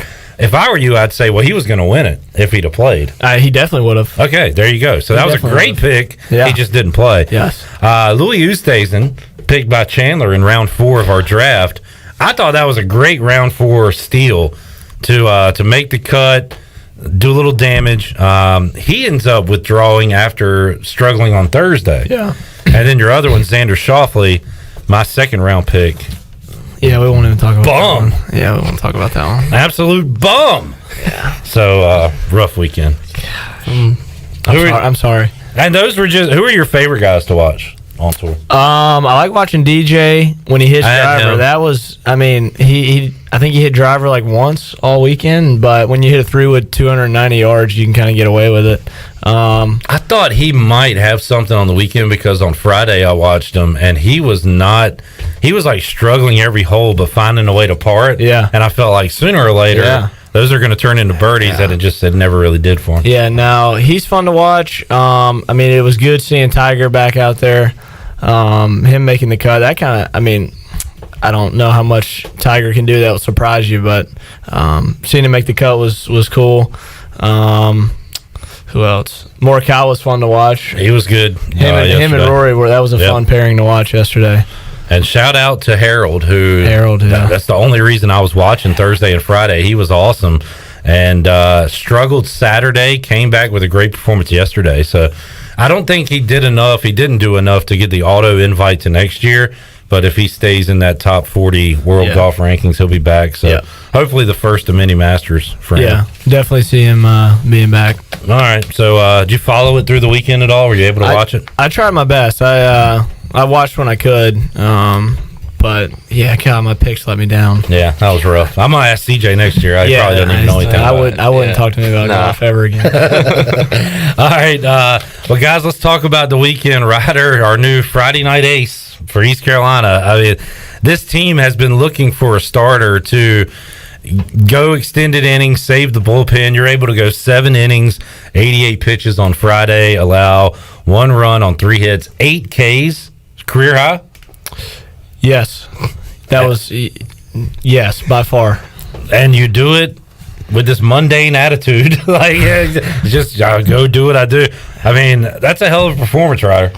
Yeah, well, shout out to Stephen Igo for saying that I was going to give up a home run in here with you on last week. Call him out. Yeah, I already got him after the game. Good. Just to reiterate that, thank you for that, Igo. Appreciate it. Yep. But yeah, I mean, it was good. I mean, I felt good. Was able to keep my pitch count down a little bit, and go out there and just throw up zeros, and offense put together some tough at bats, and was able to scratch a couple early, which is always good as a pitcher pitching with the lead. So I guess the pressure's off now that you've allowed a run. We can say that we can actually. What is your ERA now on the year? I'll look it up. But when it's 0, I was trying not to talk about it. Yeah. So now we can actually say some of your stats. And then CJ, you come in on Sunday. Good performance by you out of the bullpen. And how about when an opposing pitcher's throwing a no-hitter? Is that something? Are y'all trying to jinx it on the other side like yesterday? Oh yeah, we're doing talking about as much as you can. Yeah, I was in the pen for most of the time, but yeah, I think every inning we we made sure everybody knew that he was throwing a no hitter. And you never know, CJ, how much you're going to throw on any given day. If I'm not mistaken, when Cooch got in some trouble in the first, didn't you jog down there early in the game? Yeah, I was down there. And then also, I think the first with Gross on Sunday. I was told to go down there. Maybe that's when I saw. Either way, I was down there with Maynard too. Either way, you went way earlier than you went in the game because those guys were able to get things under control. Yeah, I kind of go down there. So, I mean, I got a little feel for the game, but I'll go down there usually when Coach tells me to. So. Do you start throwing right when you get in there? No, I'll do I mean, most of the time I'll sit there and watch and just kind of see what's going on, but I'll stretch for most of the time. How long does it take you from, all right, CJ warm up to CJ go in the game? How much do you need to throw before you go in? I'd say probably about 5 minutes. Okay. So, and then you're probably about 10 throws. 10-4. Pirates win the series over the weekend, and you take them Friday, Saturday. You want the camo hats. It's a big deal, right? Like you want that sweep. Frustrating not to get it on Sunday. Yeah, it is. Especially with the way we came out Friday, Saturday offensively, and credit to that guy on Sunday. He was their best pitcher if you look at the numbers. But we just couldn't get anything going against him, and he pitched really well. So I think he's got like a .2 ERA. So. Yeah, he came in the game with really strong numbers. Leaves the game the same way. Ryder, by the way, a 0.36 ERA on the season. Not bad. CJ, I mean, you're under 4. You'd like it to be under 3, I guess. But your ERA's in the 3s right now. That's not bad. But this son of a gun, under 1, incredible. No, that's crazy. It is. I don't believe it. I just envision Mayhew's freshman year. That's what I think about when I'm looking down. So. All right. Well, CJ's got you on strikeouts by 7 right now. Man, so I'm surprised it's only 7. He punches out a lot of people. So 2-2 week overall, man. That one on Wednesday night. That's and when it's the opposite of that, when you guys are trailing going into an inning, you think, all right, it's never over. We're going to come back and win this game. I don't know. Is it tougher to have that mindset when you're up by 3 going into an inning? Like, we're up by so much. I know you don't take your foot off the gas, but you felt like that one should have been a win on Wednesday night, right? Yeah, CJ, you want that one? Yeah, no, yeah. We always talk about it. I mean, when ninth inning, when a team's down, their focus, their focus goes up higher, and if ours remains the same, their focus is already a little bit higher. So I think in the ninth inning, you just got to slam the door, and your focus has got to be. I mean, it's got to be better than it has been all game. And tough to do because ODU, as we know, can really hit, and you guys had the lead in that one and let it slip away. But huge to come out on Friday and get that win, right? Get that taste out of your mouth pretty quickly. Yeah, and one thing we've talked about the last couple weeks is just winning weekends. Conference plays a big thing, and it's really important to win as many conference weekends as you can. And the other thing we talked about is, we kind of control our own destiny right now with the remainder of the season. So, we go into UCF. They're, I guess, either first or tied for first in the conference. So, we go in there and take care of business, then, we're right where we want to be conference-wise. That's coming up this weekend. What do you remember about the 7-6 win against Elon last month? I think we were up in that one, too, and then they kind of made a late rally as well. So yeah, they scored 2 to make it a 1-run deficit in the 7th. Yeah. But you guys were able to win it 7-6. Yeah. Just go in there and get off to a good start, score some runs early, get ahead of them, and finish the job. I don't think we split with them there last year, so really important to come out and get off to a good start. The winning pitcher in that game, Zach Agnos. We'll talk to him later. He probably stole it from somebody. He did. We talked about it. Especially the pitcher stats. They're a little wonky. Like, how many pitchers have deserved to win and they get a no decision or even a loss, and then pitchers get a save? I don't know. Some of the stats are a little shaded one way or the other. Yeah, there was somebody we played last week. I don't know if it was from Old Dominion or what. Probably was from Old Dominion. He was like 4-0, but his ERA was 11 or something like that. And I was like, Man, you probably got some mad people. Just scavenger, picking up those wins. And sometimes the stats aren't fair. CJ, you, I don't think you allow a run during your pitching appearance, and then there's a hit when you leave a game that goes on you. Of course, that could go both ways. You could also come in, give up a hit, and it doesn't go against you if there's a guy left on base. But I don't know, just some of those weird pitcher stats.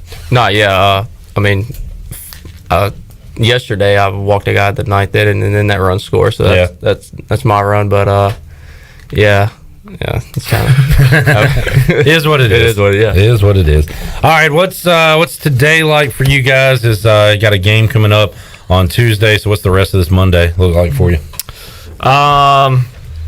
Maybe do some schoolwork, relax a little bit, get a good dinner, and get to bed before too late. I guess that's it for me. Not much. Just hang out. I got class at 6:30. So what class are you guys? What schoolwork you guys got to do today? I got some marketing homework. All right. Yep. I got class with Big Kavanaugh. Oh, okay. Yeah. All right. Former 23 wearer here at ECU. Yep. Brian Kavanaugh. So good stuff. What is that? What class is that? Health. Okay, good deal. Are you healthy? Yeah. All right, you should get 100. Yeah, you're doing fine. Doing fine. How much schoolwork do you do like during the season when you go on a road trip? Is there like a study hall? You guys have to do schoolwork? If we go on a road trip and we lose on Sunday, usually we've got study hall for a couple hours on the way back. If we win, we don't. Okay. So that's another factor going into win, so you don't have to study hall. Another incentive on why you should win a ball game. Yeah. All right, MLB began on Thursday. Let's run over it again. Ryder, who you like? I'm a Giants fan. Okay. Yep. Brandon Crawford and the like? Brandon Crawford, yep. Buster Posey was my guy at Florida State, and so I kind of followed him there. I got to be honest, that's pretty cool. That's a cool reason to like him. Yeah. The Giants, I don't know if I could name like 4 of their players, and yet they win 115 games. Yeah, their payroll is not very high last year, and they were able to. They had Bryant for a rental, right? Yeah, he came in midway through last year, and then signed with another NL West team, but that was tough to see him go. Yeah, and how about you, CJ? What do you? Oh, you just follow players. You said, I think. Yeah, no, I follow players. I've been a Yankees fan growing up, so. Yeah. The Bombers. Did you see? Shout out to Casey and Eric Ward from ECU Marketing. They're responsible for all the pregame stuff and making sure first pitch is on time. Did you see Garrett Cole losing his jump the other day? Because the game started 2 minutes late. Yeah. And he was ready to go out there. And then he gave up 3. Yeah, then he gave up 3. Yeah. Hey, he can blame it on the marketing guy. But hey, our marketing people are going to make sure first pitch is always on time. So you won't have Diva Ryder upset on Friday night. Yeah, you don't want to. Ryder, if you don't mind, next home game, if you start on a Friday, just like act like you're really pissed that it's like 30 seconds late. Just to see what Casey and Eric would do. Okay, they'd feel so bad. I will. I'll do it. I might have to turn around because I'm laughing at them. But start stomping on the mound. Yeah. I'll try my best. That would be great. All right, gentlemen. We'll have a great rest of your week. Let's get some dubs this week and keep that stellar conference record going. Yep. Sounds good. Appreciate it, guys. Enjoyed it. All right, let's take a time out. Expecting the arrival of Bryson Worrell later on this hour. We'll also talk to Zach Agnos as well. A lot more Pirate baseball talk on the way when we return on Pirate Radio Live. Back with you after this.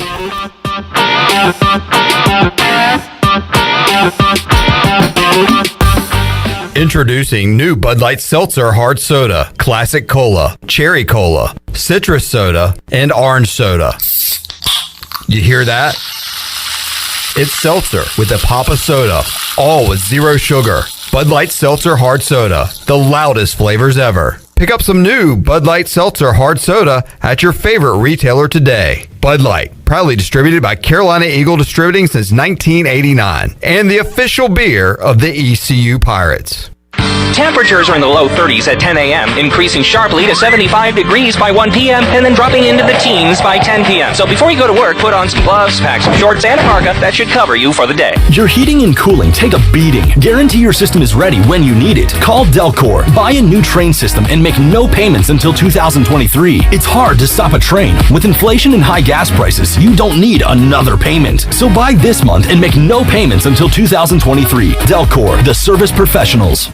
The Dickinson Avenue Public House is a lively and diverse restaurant in Greenville that utilizes fresh and local ingredients. With influences of Creole, Asian, and upscale Southern cuisine, the Dickinson Avenue Public House offers a seasonally rotating menu and a full-service bar with rotating craft brews on tap. Come to the intersection of 8th and Dickinson and enjoy $1 off drafts on Tuesday, half-price flights on Wednesday, half-price wine bottles on Thursday, and $1 oysters Tuesday through Friday from 5:30 to 7. For more details, check out their website at daphousenc.com.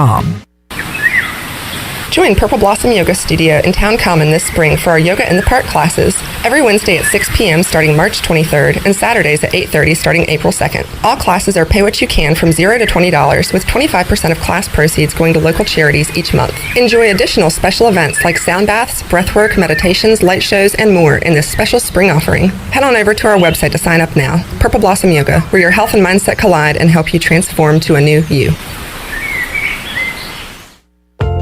We have some exciting news at Angel Oak Home Loans. This is Talbot Green, and I would like to introduce you to the newest member of our team, Braxton Green. I've known Braxton his entire life because he's my nephew. He is also a recent ECU graduate and has lived in Eastern North Carolina his entire life. This is Braxton Green, and I'm looking forward to working with you with your next home loan or refinance.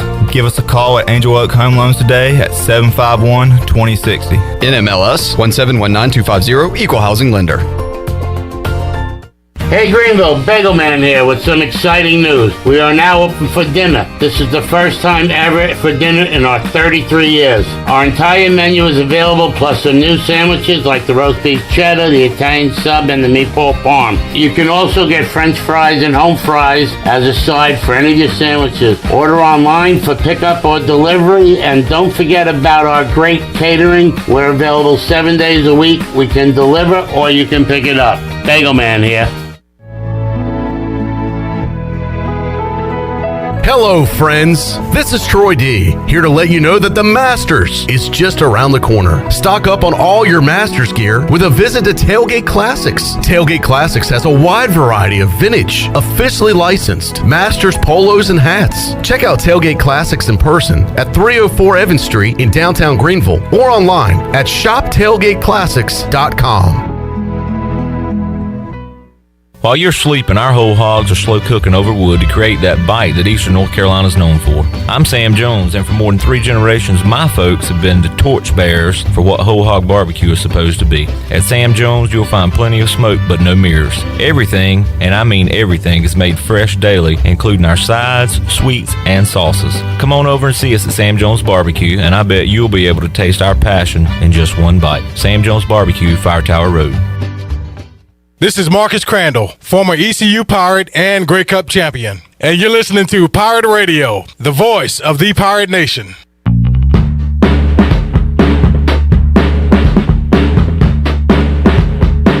This hour of PRL is brought to you by Tommy's Express Car Wash. Come experience the difference at Tommy's. Now open at the corner of Greenville Boulevard and Red Banks Road. Doesn't your car deserve it? Visit Tommy's Express Car Wash today. Now back to the show. Welcome back. Do you have real estate questions about buying or selling residential or commercial properties? Are you curious about this current real estate market? Do you need a property manager for rental houses? ECU alum Scott Harris with RE/MAX and SD Harris Properties can help answer every question you have and show you a stress-free real estate experience that will be memorable and enjoyable. If you have real estate questions, Scott has answers. Give him a call today at 347-1857. Now let's head back into PRL. Here's Clip Baron. Alrighty, back with you here on the Delcor Players Lounge on a Monday edition of Pirate Radio Live, here with Pirate center fielder Bryson Worrell as he joins me inside the Pirate Radio studios. Bryson, appreciate your time as always. How you doing today, man? Doing well. How are you? Doing great. And Pirates coming off another series win, this time over Wichita State. East Carolina picking up 2 out of the 3 games. And the story on Saturday was Bryson Worrell and Jacob Jenkins-Cowart there in the middle of that lineup. 6 hits combined for you guys. Jenkins-Cowart took all the RBIs, Bryson, but I'll take the run scored. That allowed you to score all the runs. 3 runs scored on Saturday. You guys were hitting the ball well. Yeah, I mean, when you got a guy like JC hitting behind you, I mean, you're in scoring position pretty much anytime you're on base. So, I mean, that's pretty that's a pretty good feeling to have. And I mean, he's been lighting up this year, so that's good to see. And it's kind of the old story of baseball too. You didn't have any gappers, you didn't hit any home runs. I know at least one of those was an infield single. It's just putting the ball in play, making things happen, right? 2 of them were infield singles. 2 infield. Hey, they all count the same. That's right. Yeah, just put the ball in play and running hard, and making something happen. And you probably look back at those days like, I can't believe that was a 3-hit day. And then that day that I barreled up 4 balls to win 0 for 4. Yeah, Ben Newton tells me, hey, just keep hitting the ball. It's going to even out. There you go. It tends to do that in baseball. And then man, nobody was really doing any damage on Sunday because Cameron Bye had a no-hitter going through 5 innings. And I asked the guys before, the pitchers that were in here before, how about the hitters in the ECU lineup on Sunday? Are you guys saying, guys, we're getting no hit here? Come on, let's do something. Yeah, I mean, it was a little frustrating. I mean, he's coming in. I think he had like 29 innings pitched and 1 earned run. So, I mean, you're facing their dude, even though he's pitching on a Sunday. Like, he's still their best guy. And, yeah, I mean, he came out and he had 3 pitches for strikes. I think we didn't capitalize as an offense early on. I think if we would have had those better at-bats earlier in the game, kind of how we did the first 2 days, it kind of would have rattled him. But, I mean, he settled in. I mean, I think he had 6 no-hit innings. We didn't really make much adjustments, and ended up getting shut out. So what is it game to game, Bryson? You get those 3 hits on Saturday, 0 for 2 with a walk on Sunday, and then 0 for 4 in the series opener. Why Saturday? Was that pitcher doing something you were able to get on, or is it just one of those things with baseball? Yeah, I mean, I think it's just a game of baseball. I mean, especially after a Friday night, you got to have a short memory. You can't really dwell on how you did on Friday leading to your Saturday performance. So I think it's just a baseball thing. You're going day with day. I got Elon coming up on the road. East Carolina knocked off the Phoenix earlier this year, 7-6 in Greenville. So what about the rematch coming up with the Phoenix tomorrow? What do you know about those guys? I mean, they're going to be ready to play. I know last year I think we played 2 games on a weekend, and think we beat them by it was 15-1, 15-2 on Friday, and then Saturday we come out and lost 2-1. So yeah, they're going to be ready to play, and we're going to have our best game if we want to go out there and win. Everybody at this point wants to beat Big Bad East Carolina because of everything you guys have done over the years. But do you find that even more in one of these in-state matchups that they, that it helps out their RPI, it helps out their recruiting, everything? So they're coming after you, right? Yeah, I think it's both teams too. When you go and you're playing that in-state team, whether it be Campbell, whether it be UNCW, I mean, there's always kind of that little heightened emotion knowing that you're playing an in-state team. I hear it with football, like in a year where East Carolina has played North Carolina, NC State, and maybe even App State in the same year, and it's a fictional state championship. Do you guys bring that up when you play these in-state teams? No, I really bring that up. I mean, we know, like we just talked about, they're going to be ready to play.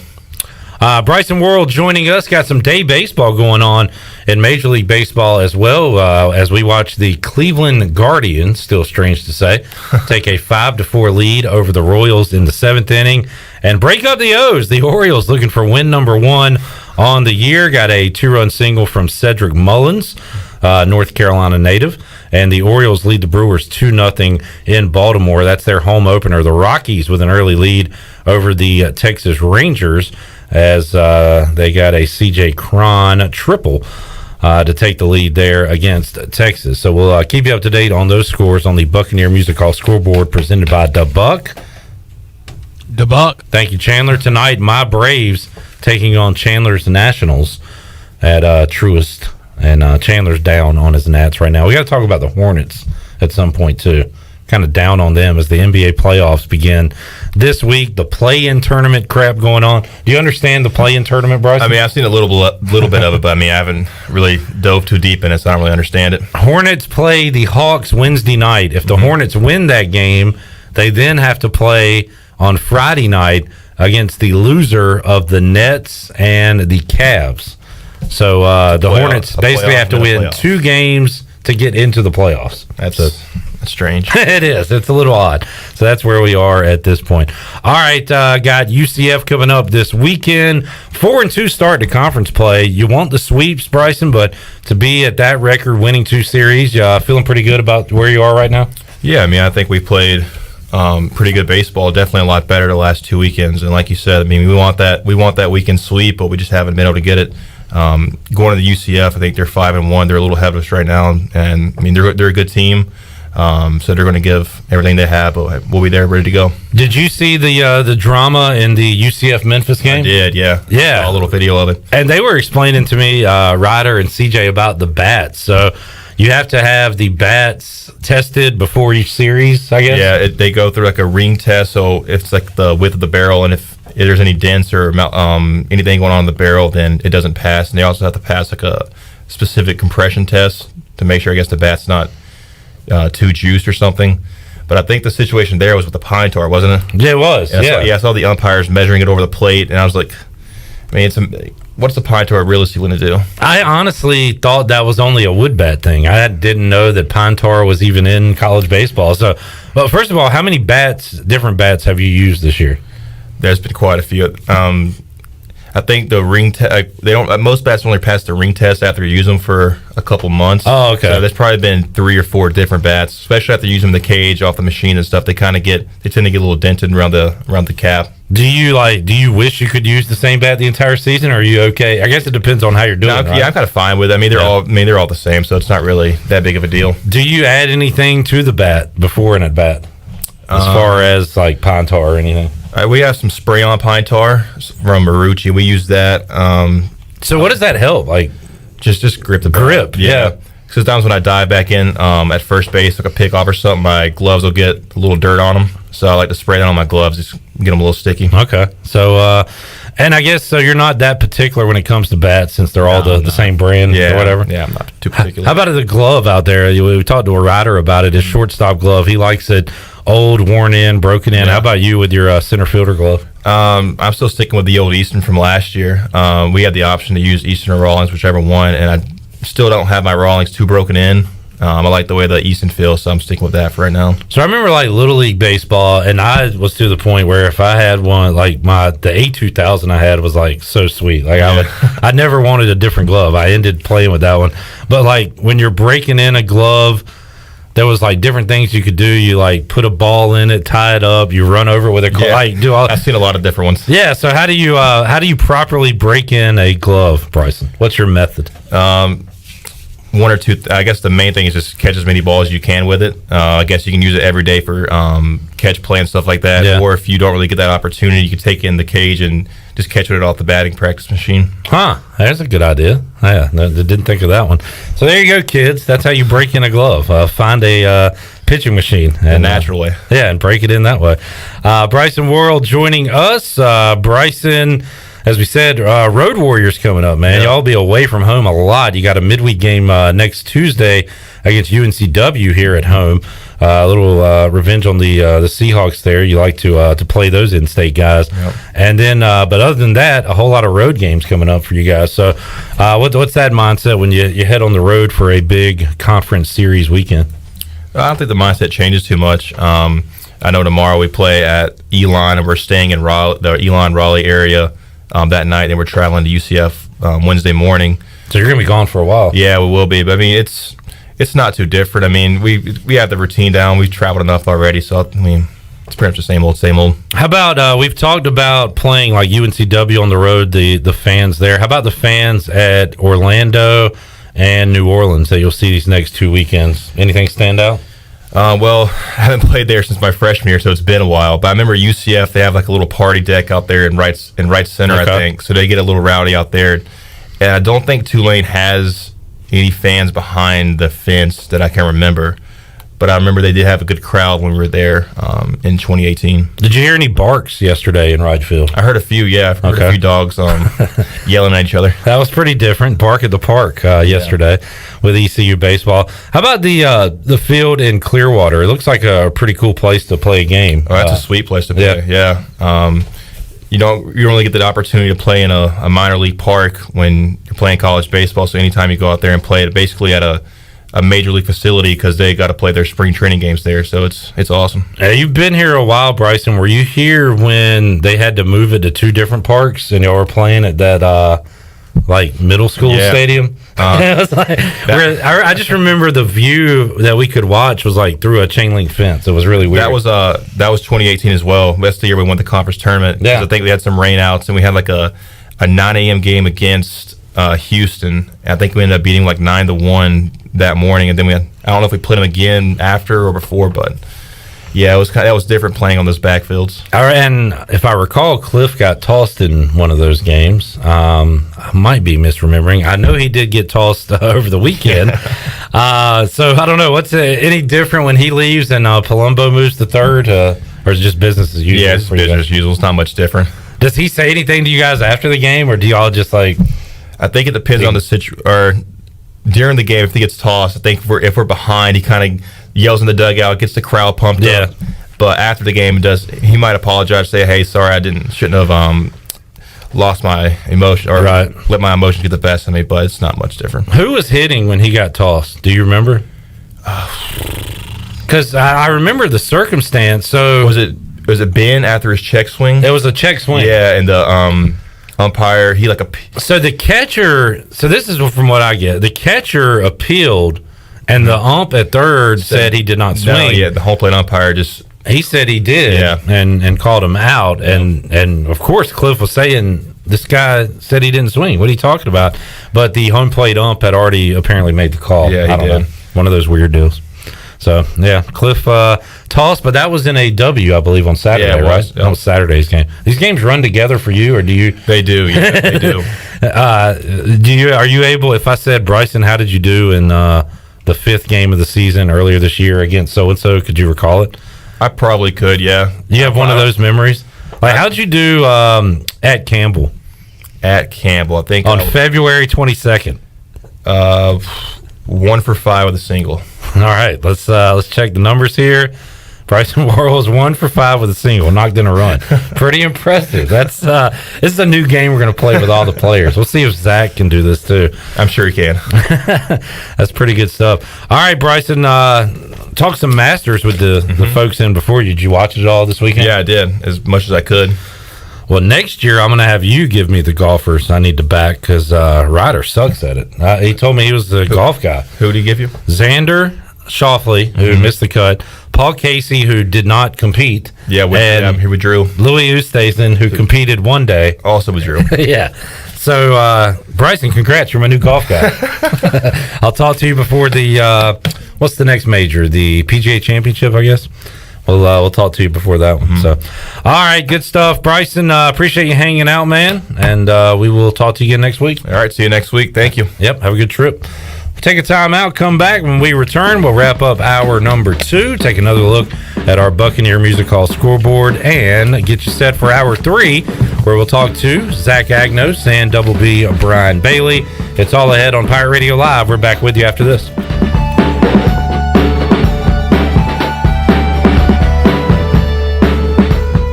In studio with Jeff Stein from Brown & Wood. What's new, Jeff? For service, we're doing touchless pickup and drop-offs. So when you pull your vehicle in, we greet you at the car and open the door for you, but we're putting plastic on the seats. We're having a steering wheel cover put on. We even have shift knob covers now this year. And then we have the customer actually drop the key in a baggie, and they're the next one to touch that key when it comes out of the baggie when they pick up their vehicle. So just want to make sure we take care of the customers that voted us number 1. Brown & Wood, your number 1 dealership in Greenville and the home of the lifetime powertrain warranty. Do you want to get rid of wrinkles, tighten and lift your skin, smooth your skin texture, erase veins and brown spots, and get rid of unwanted hair? Are you interested in Botox or filler? Contact the licensed professionals at Beauty Bar Medi-Spa on Red Banks Road in Greenville. All products and services are on sale at our spring extravaganza, April 4th through the 8th. BeautyBarMedispa.com. Enjoy your visit. Love your transformation.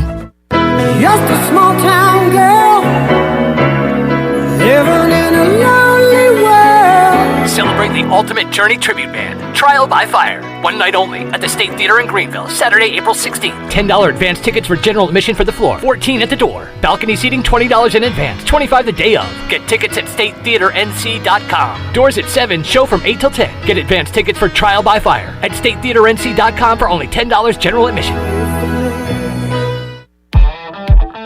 Pirate fans, get ready for a winning season and team up with Quality Equipment, your local John Deere dealer and proud sponsor of the ECU Pirates. When you do business with us, you'll get things done right. We're proud to offer a large selection of new and used John Deere equipment, a fully stocked parts department, and a highly trained staff who is here to support you throughout the life of your equipment. So get quality done right before every ECU game day and visit QualityEquip.com. Domino's week-long carry-out deal means you can carry out 3-topping pizzas for $7.99 each every day. That's right, $7.99 each, and every day means any day. But just in case there's any confusion, we've set up a helpful website to confirm if today's a day you can carry out 3-topping pizzas for $7.99 each at Domino's. Just go to howaboutoday.com to find out if Domino's week-long carry-out deal is valid today. Spoiler alert, it is. Carry out only. You must ask for this limited time offer. Prices, participation, and charges may vary. Excludes extra large and specialty pizzas. Crust availability varies by size. UBE and PirateWear.com is excited to offer Pirate Nation the largest selection of new ECU merchandise and tailgate supplies ever. UBE has the best prices in town, so that makes UBE your one-stop shop for all things ECU. UBE does daily restocks of Champion, Adidas, and Under Armour. Don't forget to bring your young Pirates in to plunder the Crow's Nest, which is the only kids store dedicated to ECU. Plenty of free parking uptown in Greenville. Visit them at PirateWear.com. Go Pirates! The best burgers around. Everyone loves a thick, juicy, and fresh burger. Tiebreakers in Greenville, plus the all-new Tiebreakers in Winterville do real burgers better than anybody. So don't just go to any burger-themed restaurant chain. It's time to break the chain and eat local. Tiebreakers, real burgers at its best. Everybody loves burgers. Your vehicle is a big part of your life. That's why you should trust the team at Greenville Auto World for all your vehicle needs. Greenville Auto World believes in fair prices, superior service, and treating customers right. Visit GreenvilleAutoWorld.net to see their fully stocked inventory of SUVs, trucks, and cars. Need a lift kit, custom rims, or wheels? Greenville Auto World can upgrade your vehicle today. For sales or service, visit Greenville Auto World on Highway 43 in Greenville. This is Coach Donnie Kirkpatrick, offense coordinator for ECU football, and you're listening to Pirate Radio, the voice of the Pirate Nation.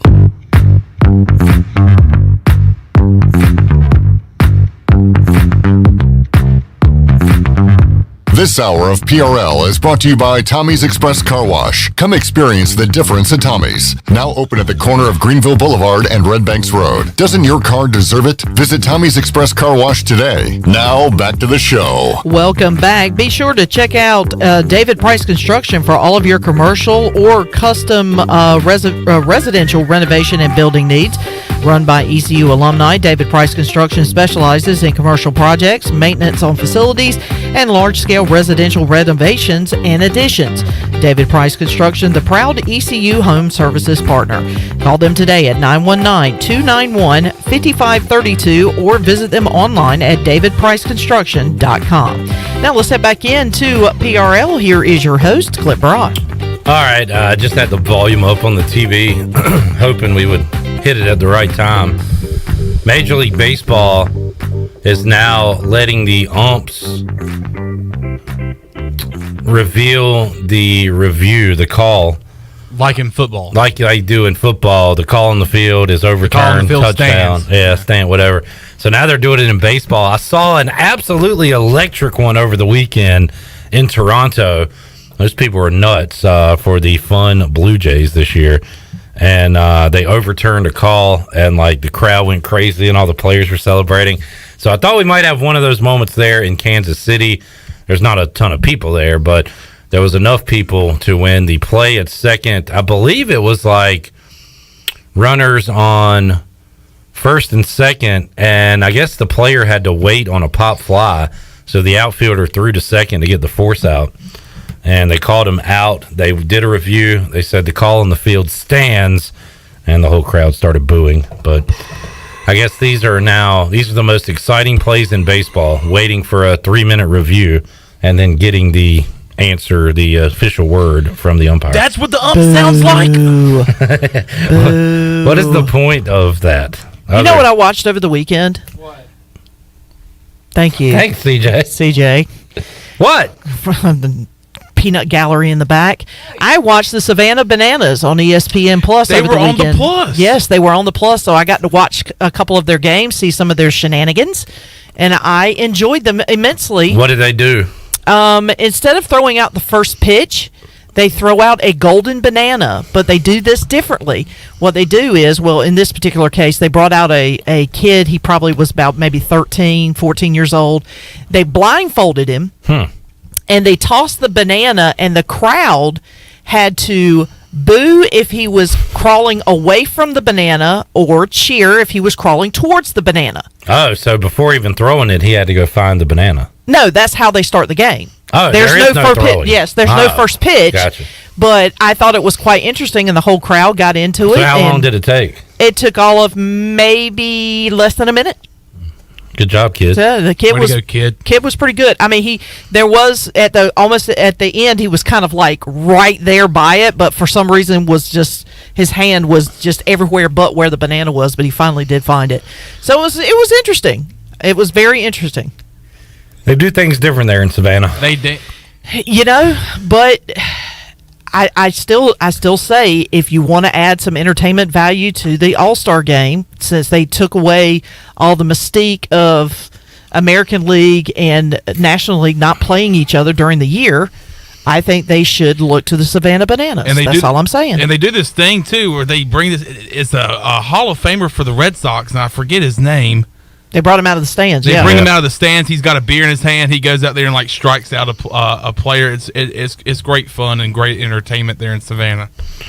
You know what I watched this weekend? What's that? The end of I finally finished the end of season 5 of Better Call Saul because the new season's coming out.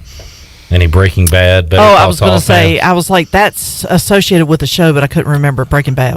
That was the one. And apparently season 6 of Better Call Saul, which is coming out next week, I believe. Bryan Cranston and Jesse, I can't remember the actor's name, from Breaking Bad are going to be in Better Call Saul. So people are excited about that. Oh, okay. Better what? Better Crawl Saul? Call Saul. Better Call Saul. Are you serious? What do you do when you leave work? I don't watch that. Okay. He was playing golf all weekend. You've never heard of it? You've never heard of Better Call Saul? No. I've never watched Breaking Bad, and I've heard of Better Call Saul. Have you heard of Breaking Bad? Am I supposed to know it? Have you heard of Breaking Bad? Yes. Have you seen it? No. I've never Have seen you ever Breaking watched Bad. a good TV show? No, I don't watch TV shows. It's okay. You don't know what a good TV show would look like. No. What is your idea If of it walked in front of me. What's your favorite TV show you ever watched? Full House. Have you watched Fuller House? I started. What? What is that? What are those two words put together mean? I don't understand. I've never seen that. So really, you're just I've never watched good well, TV. That's fine. I don't mean to get on you if you're just not a TV guy. I'm not a TV guy. All right. I am. I'm a radio guy. I'm kind of envious of you that there's so many great shows that you have never laid your eyes upon. You got so much to do later in life when I'm saving it up. When you slow down from going to bachelor parties and things like that. When you get golfing weekends with the buddies. All right, and so I watched the end of that, and I started a new series which Chandler's never heard of. I wonder if you guys heard of it. Everybody, I say everybody, a lot of people are talking about it. It's a show called Severance on Apple TV. I have heard of it, haven't watched it. It's pretty dark. I like weird shows, so it's up my alley, but it's almost, I could only watch like one at a time because it's pretty dark. Well, you say you watch weird shows. You like to watch shows that have kind of dark undertones. Yeah. Whereas I would define my show taste as more weird than what yours are. Squid Game, it was all right. I watched it. I don't know. Hey, I'm proud of you for hearing about it. I heard about it. I heard it was weird. Oh, okay. But see, I don't. Now, if I do watch stuff, I don't watch the weird stuff like that. Like I heard Squid Games was very, very strange, very dark, very like weird. So what do you? You just a boring guy. So what do you watch when you do watch? I mean, other than Full House, what do you watch? I'm actually started. All right, so the Euphoria show. Okay, I watched Euphoria. that. I watched Euphoria. Okay, that's a good one. And now season 3. Get this, season 3 is not until 2024. I know. Ridiculous, right? Yep, they're taking 2 years off. I watched Winona Earp. No, I'm just kidding. I was going to say, really? Yes, I'm going to EarpCon. It's coming up soon. Shut up. No, but For those who are just new listeners, that's my favorite show. But I'm watching Winning Time with about Magic Johnson and the Lakers and Jerry Buss. So that's really good. Yeah. And now if it is sports related, I will watch it. All right, I got a list of some of the most popular, most watched TV shows. I want to see if you've seen or heard of them. Have you heard of Mad Men? I have. I have. But you've never seen it? No. How about, this Justified, one of my favorites. Is that about the superheroes? Nope. Justice League. I know Justice League. I've heard of it. I think I've watched maybe 2 episodes, but I have heard of it. That is a great show. There was a show back in the day, and it did not last long. Under the Dome. I watched that. I watched that. Taylor, why don't you watch good shows? Why did you pick that show to be the show you watched? I was wondering why it went off. And come to find out it was a bad show. I was like, well, I started watching it too. But I mean, I was like, wow. It was. These people can't get out of this dome. They're in the dome. And they're under it. They're under the dome. I watched it too because it was like Stephen King. Yes. Based off that or whatever. Yeah. I have great shows for you to watch. If you want to watch something, let me know. Okay. But hey, look, Better Call Saul is 3rd on this list. Fargo. Heard of it, never watched it. Chandler's looking at me with a blank stare. It's a movie and a show. You've never heard of either? Fargo. Oh, dear. So you got HBO Max then? Yes. So have you watched True Detective? Sopranos? Yes. I have seen The Sopranos. The Wire? I haven't seen all Sopranos, but I've watched a lot of it. The Wire? No, but I've heard of it. You should watch True Detective Season 1. Okay. Is that the one with Matthew McConaughey? I have heard of it, never watched it. What is The Wire about? I've heard that several times. That's Baltimore crime scene, but it's almost too realistic. It's a great show.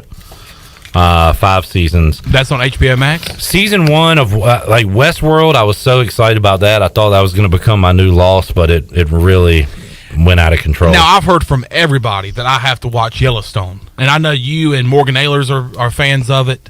Yeah, it's not my favorite think Mike show. Houston's a fan of it. But it's a pretty good show. It's a Western soap opera.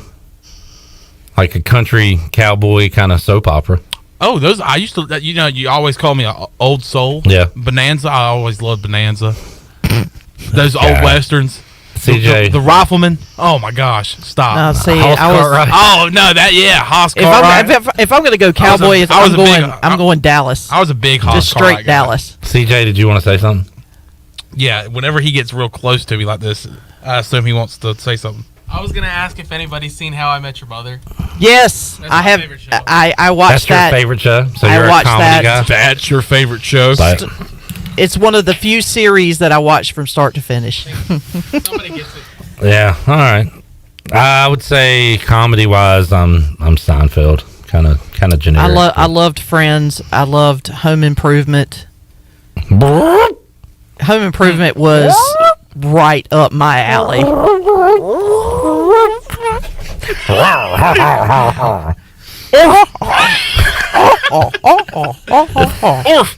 All right, fair enough. There you go. What were the other ones? I'm sorry I disappointed you guys. I'm sorry. I've already clicked off of it. Oh, okay. Stranger Things, we talked about that. That series is coming back this year, I believe. I believe it's either this year or next year, but we're supposed to be getting a release. That is a very popular show. I did not get into it. I might need to give it another chance. Our buddy Sim says, if you have Paramount, the mayor of Kingstown. Yeah, I've heard of that one. I've yet to watch that yet. But Sim, I might check that one out after I'm done with the Severance. There's very few series that'll kind of get your attention, and kind of hold your attention. And Stranger Things. Plus, it's set in the '80s. That's right in my wheelhouse. So, I like that one. Chad asked anybody watch Oz back in the day. I did not watch that. He said he just started rewatching it. Tyler says, does Chandler watch Step by Step? What is that? But I did. I did. That was a TGI Friday lineup. Yeah. You had the guy that lived outside in the, what was his name, Shirley? Oh my God! It started with a C, didn't it? It like Cody or Colby or something like that. I can't remember his name right off the top of my head. He lived in the like an RV or something. In the parking lot. He right? basically lived in a van down by the river. Basically. All right. I watched Saturday Night Live. There's your TV segment. Also, I don't know what Redbeard's referring to, but he says Chandler's awful lippy for someone who didn't work the busiest weekend of the year. Well done, Redbeard. Well played. I can never fight with Redbeard. He always comes back strong. What if, like, I don't know, ECU's got a big home series of Wichita State, and Zach Agnos is like, hey, I got a bachelor party to go to. Like, do you think good for him? Do you think Cliff would let him stay on the team? Well, of course not. He's playing in a baseball game. Well, why should we keep you? The answer, Chandler, you should say is blowing in the wind. You need me more than I need you. Oh, yeah. Say that next time somebody asks. Got you. I say that a lot. Yeah, that's when your people answer. I don't want you to do it. Honey, you're going to need me before I'm going to need you. Say, this job needs me more than I need this job. This job needs me more than I need this job. There you go. Do I need to say it louder? Yeah. I've already forgot what to say. All right. Let's go to break.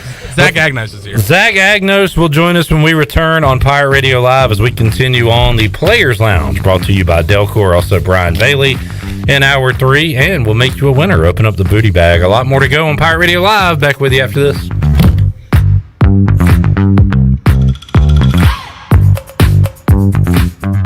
Hey Chandler, what are you up to tonight? Jenny, it's Tuesday, and I'm going to go sing with DJ Captain Morgan for karaoke at The Buck. Well, that sounds like fun. I have to work. Well, what are you up to this weekend? Well, believe it or not, I'm going to go listen to some live music Friday and Saturday night at The Buck. Live music all weekend long, really? Yep, all weekend, and they also have the biggest high-definition screen to watch all the sporting events on Sunday Fun Day. I'm going to have to go check that out. Yeah, just check out The Buck on Facebook or Instagram for all the information. The Buck. Hello, Eastern North Carolina. If you're looking for a great place to work with competitive pay and advancement opportunities, Pitt County Schools is hiring. We employ over 3,000 people, and we're one of the largest employers in Pitt County. Pitt County Schools is currently seeking teachers, bus drivers, school nutrition personnel, facility staff, custodians, clerical staff, and more. We offer advanced leadership opportunities for our educators and competitive pay for our skilled labor force. Come work for a diverse, thriving school system and be an important part of ensuring success for the students of Pitt County who are the future of Eastern North Carolina. To fill out an application, visit our website today at pittschools.org. That's pittschools.org, or go directly to our job postings at bit.ly/PCS employment. That's bit.ly/PCS employment. Pitt County Schools, engaging, empowering, and elevating every student and every staff member every single day.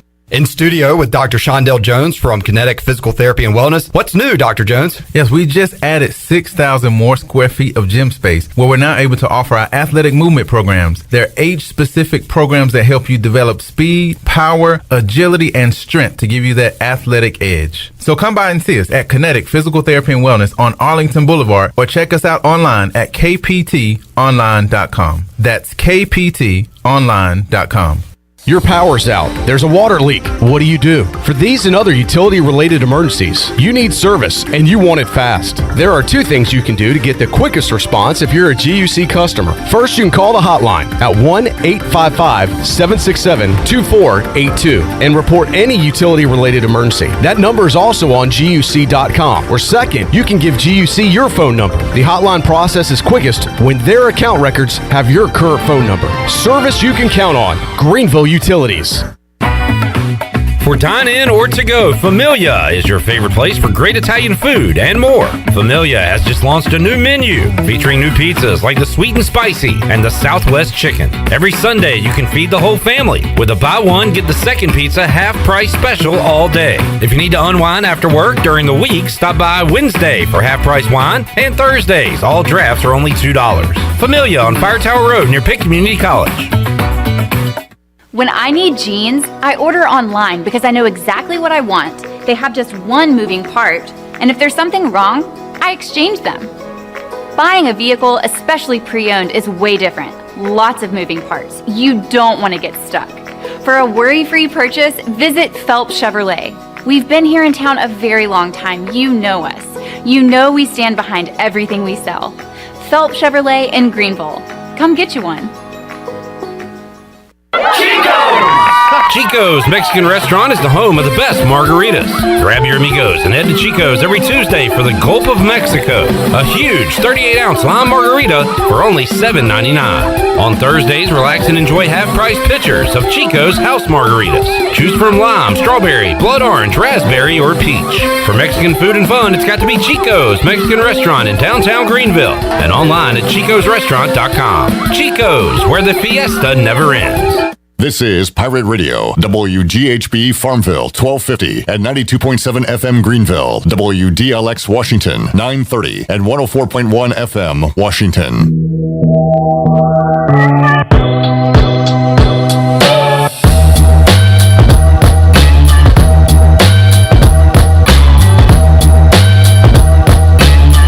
You're listening to Hour 3 of Pirate Radio Live. This hour of PRL is brought to you by Bud Light, reminding pirate fans to stay in the game and drink responsibly.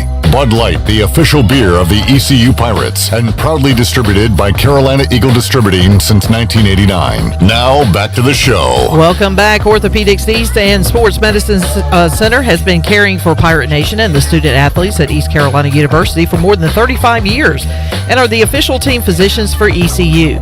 Orthopedics East and Sports Medicine Center provides a variety of general and specialized operative and non-operative orthopedic services to meet the needs of the patients in Eastern North Carolina. For more information, call 757-2663 or visit orthoeast.com. Now let's head back into Pirate Radio Live. Here's your host, Clip Brock. Alrighty, back with you here on Pirate Radio Live on a Monday, a Players Lounge Monday. The Players Lounge here on Pirate Radio Live, brought to you by Delcor. Delcor, the service professionals. You can call them for any size cooling, heating, plumbing, repair job. 321-8868. Visit delcorinc.com. And wrapping it up with us on the Players Lounge today is Pirates shortstop, pitcher, second base, third, whatever you need him to do. Zach Agnos joins us. Zach, how you doing today, man? I'm doing good. Thank you for having me. Looking forward to another good session. So yesterday, it was after 5 innings at Clark LeClaire, I tweeted that Cameron By has not allowed a hit. East Carolina does not have a hit. The Wichita State pitcher has a no-hitter. I tried to get everything I could out there, get the mojo going to work against them, and then Agnos comes up, hits a double to lead off the 6th. So I feel like I did my part. You did. How about you guys, while that's happening, Zach, are you saying, guys, we got a 0 in the hit column? Like, is that a conversation going on? We try not to talk about it because I feel like everybody will start panicking a little bit. Okay. Like, but I mean, in the back of everybody's minds, we kind of knew we hadn't had a hit, or at least I knew. But you know, I mean, I knew we were going to break the seal at one point, and then just I thought we were going to roll from there. And when you get run to a good arm like that, he limited the damage pretty dang well. Yeah, and their shortstop made a great play that we'll talk about in a moment. But how about when Cooch or heck Ryder, if one of your guys has a no hitter through 5, 6, 7, you definitely don't talk about that. No. You're like almost overcompensating not to talk about it. Right? Yeah. You like start to say, you'll be like, hey Star, like if I'm talking to Star and that on defense, I'm like, hey Star, look at the cloud, and just try to kind of try to say it without saying it. Actually, usually keeps the mojo going, but sometimes it doesn't. Sometimes they'll still ruin it. I went the entire, and now I can talk about Ryder's ERA, but I hinted around it. I said, for folks that want to look at Ryder's stats, you can go pull them up on ecpirates.com, but I would not mention to him that he had not allowed a run all year. But now he has, so I can talk about it. Right, I didn't even realize that either. I knew he pitched really well, and you know what? I actually didn't know that. Look, if I actually thought about it, but yeah, no, that's how superstitious I am. Ryder, just like watching sports. Ryder was kind of Steven Igo, I think, tweeted something about it, and Ryder was like, "All right, seriously, dude, And I don't know when it was, but he's like, he told me about that. Just jinxed it, but yeah, didn't seem to harm Ryder too much. Well, that's the kind of person Steven Igo is, and I'm glad you guys recognize that he is just the hater of all haters. Steven Igo will join us tomorrow on the show. Tune in for that. So Zach, how about you have flashed the leather a lot at short this year. Your counterpart Stewart, and I'll give him full credit and get his full name here because he made some great plays this weekend. Yeah. Andrew Stewart. So you're on third. One out. Mm-hmm. He goes Willie Mays style in shallow center. Catches it over the shoulder. Now, at that point, as a shortstop, he's got to turn around and make a perfect throw to get you. Yeah. And what happened? He turned around, made a perfect throw, and just got you there. Yeah. I mean, hats off to him, right? Yeah. I told him in my post-game interview yesterday, I said if I had that play again happen 10 times again, I'm making the same decision. Right. Just happened to be the one time he put the throw on the money, and honestly, the throw was good. It wasn't perfect. Took the catcher a little bit back, but then the catcher made a good tag on me. I don't know. I tried to swim around him. Didn't really look very pretty. I watched the video. My slide looked really awkward, but and that's something. That's the way the game was going. I wanted to try to make a play to get some momentum into our dugout, and the shortstop just made a play that I've never seen made before. Oh, it was beautiful, and you answered my next question already. I was going to say, do you go back and look at it and say, well, I should have stayed on third? No, you're going, and you're taking that chance that throw is going to be a little offline, which 75-85% of the time is going to be, right? Right, yeah, 100%. That's tip of the cap to Andrew Stewart there. Credit to him, and credit to Wichita State for not getting swept, because things did not go their way the previous 2 days, but they were able to win it yesterday. And Zach, like you said, sometimes what was Cameron Bye doing yesterday to keep the bats silent? He had a really, really good fastball, but off of that, he had a even better breaking ball that he threw in any count, every count. And we just really, anytime someone would get on, he just kind of silence us. It was really tough as an offense because it felt like we couldn't breathe because every at bat I felt like every hitter was in a 2-strike count. Right. So it was just relentless by him, and that's all you really can describe it as yesterday. So I talked about game 2. I gave credit to Bryson and when he was here, and Jacob Jenkins Cowart for their 3-hit performances. I left you out. I apologize. 3 for 5, 3 ribbies on Saturday. So what was going right for you in the play that game? It's just everything kind of fell into place. I wasn't too aggressive. I wasn't too passive. Laid down a good bunt with 2 outs to get another run across, and then Coach Godwin got ejected in my last at bat, so I felt like I knew I had to pick him up because he just kind of got himself thrown out for. I got my own opinion on that, but he got thrown out, and I knew I had to just have his back because he's had our back all year. Just resetting that real quick, because I was trying to remember who it was, and Bryson said it was Newton, and I guess if you were up next, it was Big Newton that was up. So checks the swing. Now, this is from what we were talking about in the press box. The catcher appeals to third, and the umpire says he did not swing. Right. But the home plate umpire had already said he went around. Yeah. Is that the whole deal? And then Cliff is obviously saying, hey, he said he didn't swing. What are we doing? Right. In my own opinion, as I mentioned earlier, I said I have my own opinion. It was that he shouldn't have gotten thrown out. I heard every single word that was said before and after he got thrown out. But before he got thrown out, he wasn't saying you suck. That was terrible. He was more saying he's like, you have 3 other umpires in the field. Use them. Yeah. I was like, he's like, that guy at third has a better view than you, and he said he didn't swing. That's not your call. And then he didn't get a warning and just got thrown out, and then had his calm, collected, heartfelt conversation with the umpire after. Now, are you going to say that after every Cliff ejection, or has he earned a few of his throwouts in the past? Okay, I think you just answered it. Well, I'm just thinking about my freshman year against Indiana when I got rung up on a terrible pitch, and he just completely lost it. And I'm not saying he shouldn't. I also think it was partially to get the dugout going. Yeah. I think he's got a reason behind why he gets ejected sometimes. Sure. I don't think he was trying to get ejected yesterday, and I don't think he deserved to get ejected yesterday. But that's I really love it. You know, the coach got your back, so that's really awesome. How many times has he or Palumbo or somebody said, "Let us do the talking, not you"? Like, is that something they It's every time someone says something to an umpire. Yeah. So it's pretty. We actually do a good job of not saying anything to the umpire if we think we have a bad call. But I'll say that too. Like, I see college baseball across the nation, and usually it's on egregious calls that like flash up on Twitter. Yeah. And the player will go crazy, and it's hard not to in that circumstance. Yeah. But watching a ton of ECU baseball, you guys really, for the most part, don't go after the ump. So. Yeah, well, I was talking to a dude on ODU during the game. It was like a review. They were reviewing it or something, and the kid had one of the guys struck out. The Wheeler kid struck out and like pointed to the place in the ground where he thought the ball was. And I told him, I was like, yeah, we would not be playing if we did that to an umpire. Like, coaches don't accept that, and they always tell us that they'll handle that, and not us. Speaking of which, did you see the Tennessee player? He was like crawling into home and touched the plate with his finger. I actually know that guy. Okay. He, well, I don't know. I've hit with him twice. Okay. He actually has a twin brother that went to Tennessee as well, plays with the Tigers. But this guy I hit with back home, grew up playing with him. He plays for the Rockies. He's actually very talented.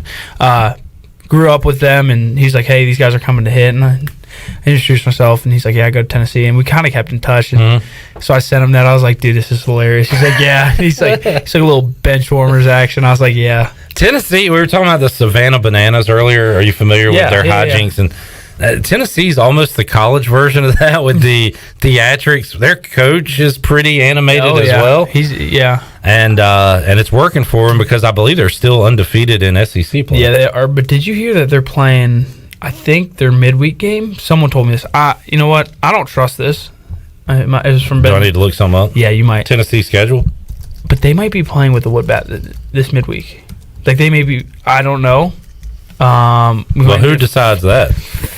Great question. Someone told me this, and I could be sounding very dumb right now. Well, don't believe everything you hear. It's against Tennessee Tech, I believe. Yeah. Well, there's Tennessee Tech. So it would be this Tuesday. Let's see. I don't know. I don't know. We'll see if we can find any. Don't quote me on that. Here we go. Yeah. Tennessee breaking out the wood bats. So Ben Newton's not crazy. They will be using wooden bats for the first time in recent memory. The Vols and Smokies played an exhibition game 2006, which is the last time they used wood bats. All right. That's pretty cool. You're breaking some news here, Timmy, and you are correct. Let's go. Yeah. Thanks, Ben Newton. What do you think about that? Wood or aluminum? I think wood's good, but I just think it's a little weird. So those summer leagues you play in are wood bat, right? But you it's just in the middle of the season you go metal wood for one game and then that is weird. Metal. Yeah. I think that would kind of wood's a different feel of a bat than metal. Wood bats tend to be a little more end heavy and they better check those Tennessee bats, by the way. Yeah, make sure there's stickers on them. Have you hit a home run in a wood bat game? I have. I hit 3 this summer. What? Excuse me. What? What are the? How about the sound of it? Is it a sweeter sound? It is incredible. That's got to be cool. I got some videos of it if you want. Heck yeah, that's got to be a cool sound. It's like a. I can't describe it. It's like a cracking, like splintering. It's just such like a. It's so like soothing to watch. Like honestly, like I watch it before we play because I'm like it just like. That's cool. Just watch. I watch a lot of videos of myself like performing well, so I can just like embed it in my head. Hey, let's go do it. Like, let's just repeat that. Yeah. And one of them is a home run I hit this summer, and it's just the best sound of a bat like I've ever heard. I don't know if I could make myself sound like a bigger loser, but there's nothing more I like watching than like Ronald Acuna BP wood bat. Oh yeah, and just the noise, the violent noise it makes, and it's sweet and violent at the same time. When I go home and hit, the guy I was talking about that plays with the Rockies, his name's Brenton Doyle. Just an absolute freak of nature, like 6'5", like Bryson, like built like Bryson, probably a little bit taller. And I mean, he's in the cage hitting balls 110 with a wood bat, and it's just like. And I'm just like sitting there. I'm just like literally eyes closed, just listening to it. I was like, I love this. That's cool. The best sound ever. So I asked Bryson. I didn't know how tied you guys were to your bats, and it sounds like you can't get too tied to them because they will become illegal over time or dented or mine failed this weekend. And is that a bummer? I was pretty upset. Well, you hit pretty well. I hit all right. Coach Godwin always tells us it's the Indian, not the arrow. Yeah, it's the Indian, not the arrow. I like that. So that kind of kept me even-headed, even-keeled. You're thinking about that. I'm like, it's me. It's not the bat. What, on that note, and Chandler, we talk about this when Mully comes around. Mike Mullis is coach, done a lot of training, but I'll say stuff to him like, squash the bug or keep your A to C. Yeah. What are your, I don't know, what now that you're at the college level, what has stuck with you, if anything, from like Little League baseball, like learning how to swing a bat? Any of that stuff at all? I will say this was my oldest brother. It was like his friend's dad, and he's pretty smart about baseball. He said, just swing like you're putting on a seatbelt. You take your seatbelt from right here. Never heard that. And take it to your right hip. So it's like the same. It's like the same action. Yeah. Boom. And then I don't think about it like to the extent, but I think a little bit of knob to pitcher just to keep my hands inside. Just little things like that stick with you over time. Yeah. That's cool. I like the seatbelt deal. That's it's like A to C. Yeah, like A to C. Well, I was always told this. It was like it goes A, B, C, D, and you just go A to C. Mhm. Skip B. There you go. If you go to B, you get in trouble. Hitting B's bad. B's bad. That's what it was. Little leaguers, if you're tuned in, there's some hidden lessons from alligator hands. Got that. You ever seen Ron Washington and Ozzie Albies and Dansby Swanson do their stuff? It's so much fun to watch. Yeah. I could watch it all. I watched like a 10-minute video on it, and I was like, this is awesome. So, and your shortstop play has been pretty solid this year. You happy with your defensive play? Yeah, I am. There's a few, like against Cincinnati. Like I slid in the 6 hole and I felt like I could have thrown the guy out, but overall I've been pretty happy with it. And I practiced there in the fall, and then got moved here a week or two ago, and I really feel like I've been playing solid defense, and I feel like it's put me in more of a leadership role in the field too, which is what I'm happy about. So. And I was watching on television, so it might have been ODU on Wednesday, but it was a play where you're deep in the hole. You kind of slip. I think you're on the outfield grass. Yeah. And you gunned the dude out at first. Yeah, that didn't feel too good. Awkward slip there or whatever? Yeah, like I put my right foot into plant to throw, and or not even plant to throw, just to plant to like get my momentum start to go back that way. And my cleat slipped because the grass was slick. Like the grass had dew on it, so it just slipped. Yeah. And then I like replanted, and I was like, I can't shuffle, so I just had to get rid of it off my back leg. Nailed him. I guess that helps with the pitching as well, that arm you got. Speaking of which, I asked about a previous game this year. You earned the win against Elon last time you guys played. So I asked Bryson Worrell. It was kind of funny because I was like, if I asked you what you did in a certain game, could you remember? And he was like, nah. And he was like, yeah, actually, I probably could. Yeah, he definitely So I did the fourth game of the season. He said 1 for 5 RBI. He was right. Can I test you on that real quick? Yeah, let's see. All right, so let's go at Duke. That's a memorable midweek game. I remember every single at bat. All right, so what'd you do? So first at bat, lined out to right on a slider. Oh, you had a big game this game. Yeah, I went 2 for 3 with a walk. How about 2 walks? 2 walks. I had a single into left and then a single up the middle when the infield was in. Knocked in 2. Yeah, 2 RBIs on that single up the middle, and I scored 3 times. Yeah. Okay, you are pretty good. I'm going to have to go back. Next week, I'm going to go back like 2 years ago and see how you do. This is reminding me like Sean McVay. Yep. Remembering all the plays. Yeah. Every single play. Like, the play that was ran, the guy that made the tackle. 10-17, second quarter. You got the ball at the 38. What happened on that play? Yeah. And he's like, boom, boom, boom, boom. Maybe you got one of those beautiful minds there. I hope so. I hope so. Is that working in the classroom? You doing good? No comment. No, I'm just kidding. Yes, it's working. All right, so you get the series win. Feeling good about that. And 4-2 in league play. You want sweeps, but next best thing is taking care of business these series, right? Right. That's it. I haven't looked at UCF really. Nobody really has. I mean, I'm sure the coaches have just to look at arms, but they're good. I remember early in the season, I think they took 1 from Ole Miss. And it's always a dogfight between us two because we both want that top spot. And I'm not looking past Elon by any means, but we're talking about conference right now. So yeah, it's kind of fun too, right? It's very early in the year, a lot of conference baseball left, but like you said, fighting for the top, Right. And it gives you something to kind of reach for. It's like starting off the season. If you get 10 hits in that first weekend, like it's going to be a lot easier to keep hitting rather than you get no hits. You got to dig yourself out of a hole, right? So if we, this weekend is going to be huge for us. I mean, if we go down there and sweep, which is what we plan to do, then it really could set us up and set the tone for the rest of the conference play. UCF coming off an emotional game on Sunday. Oh, yeah. See the videos on that one? Yes. Yeah. Little George Brett. Yeah. Action. Came, all we missed was him storming out of the dugout, Yeah. being held back. Yeah. Do you doctor your bat at all? Like, do you put anything on it?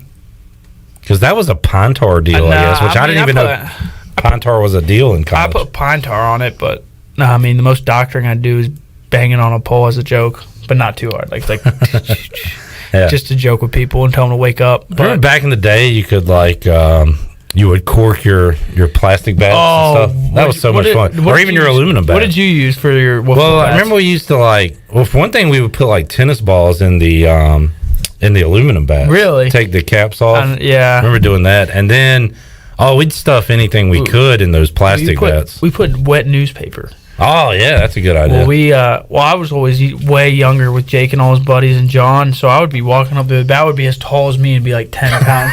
And I would be swinging and doing circles.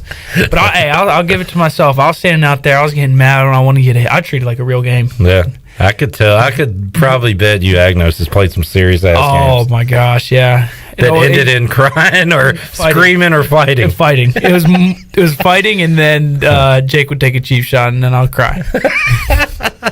Fun times with the Agnoses. Real quick, you said last week your brother Jake was about to report. So is he? Yeah. Where is he at? Florida? Yeah, he's in Tampa right now. Okay. He's doing well. Sent us a picture of his locker. Good. He's all excited, and he says the staff is real excited to get him going. So. And who was the other Pirate in the Yankees organization? Evan yeah. Well, now I ran into him, and he's having some injury deal, right? Surgery. I don't know exactly what it is, but he's rehabbing now. So. I ran into him at a basketball game, actually. I don't know. I think he's still here. Yeah. Actually, I don't know. In fact, I should check in with him and get him on the show and ask him myself. How about that? How about that? Let's do that. But good stuff, man. Shirley is doing a great job keeping up with the minor leaguers, and I saw she's just been. By the way, Tyler said, let Zach Agnos know if he needs Extra Life and Candy Crush. I got him. I don't know what that's referring to. Do you? I'm a pretty active Candy Crush player. Big Candy Crush guy? I will let you know, Tyler. I appreciate that. That's nice to hear. I'll be playing it on Wednesday when we're on the plane. So I can't get Wi-Fi, but as soon as I get off and we're driving to UCF, I will be hitting you up. You doing the other gaming? The show? Not recently. I really want to get the show. I don't have the new one. I got last year's. Yeah.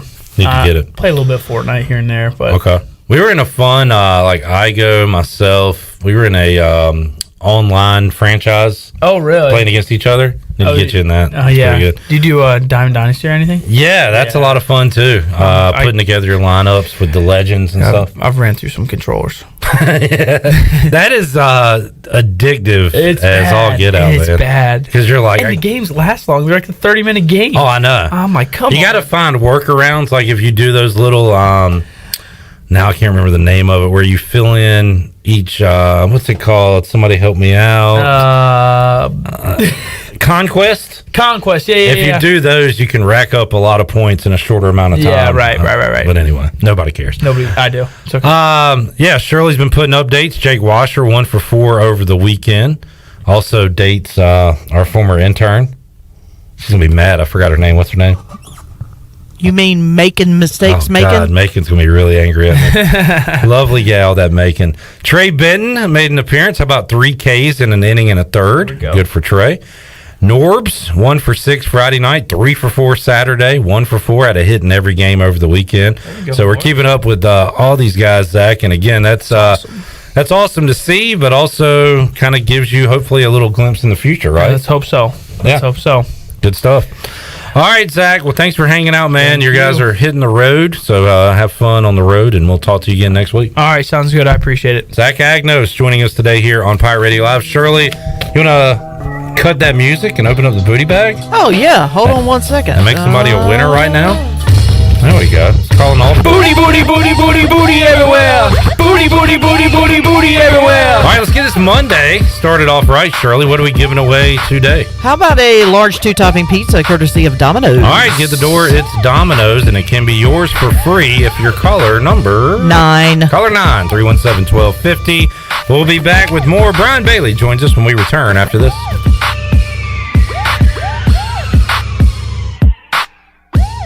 Alone, chicken, onions, peppers, and cheese have potential.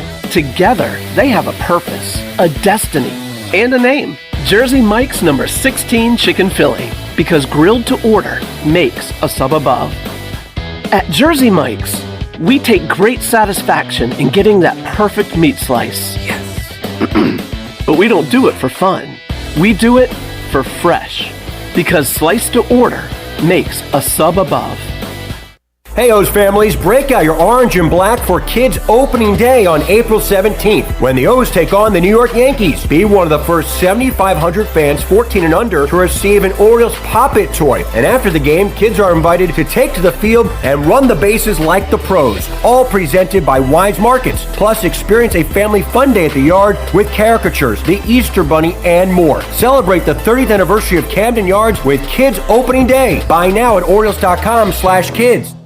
Warren's Hot Dog Pizza, homemade lemonade. Hey, Pirate Nation, Warren's now has 2 locations. In Greenville, across from Ron Ayers Motorsports, and the Chocowinity location next to the fire department. Stop in today for hot dogs, pizza, subs, apple and peach turnovers, homemade lemonade, and breakfast in Chocowinity featuring homemade cheese, ham and chicken biscuits, plus sausage dogs, and more. Warren's Hot Dogs. Want some? Get some. Go Pirates.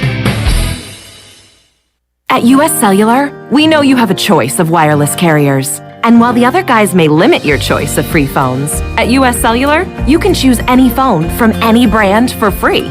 Plus, get unlimited data for just $30 a month with 4 lines.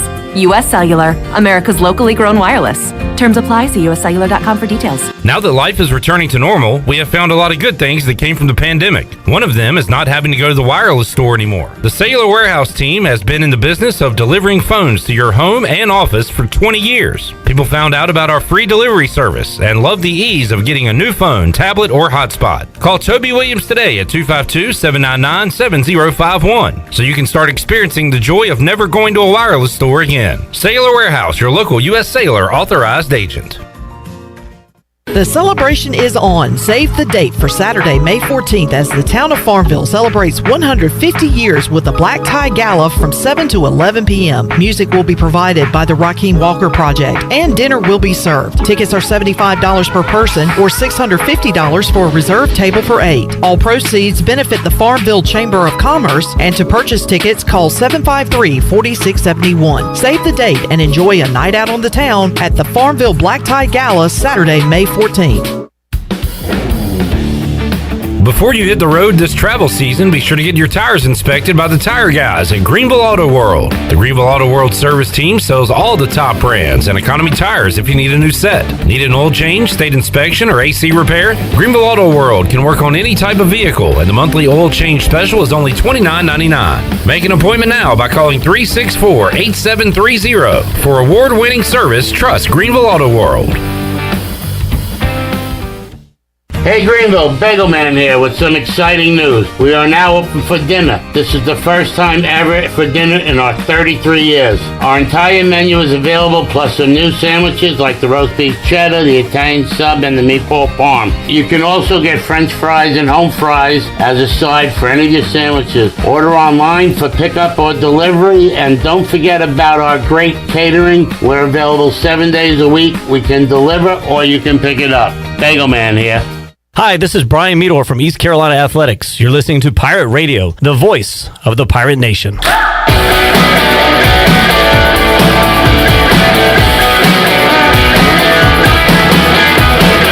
You're listening to Hour 3 of Pirate Radio Live. This hour of PRL is brought to you by Bud Light, reminding Pirate fans to stay in the game and drink responsibly.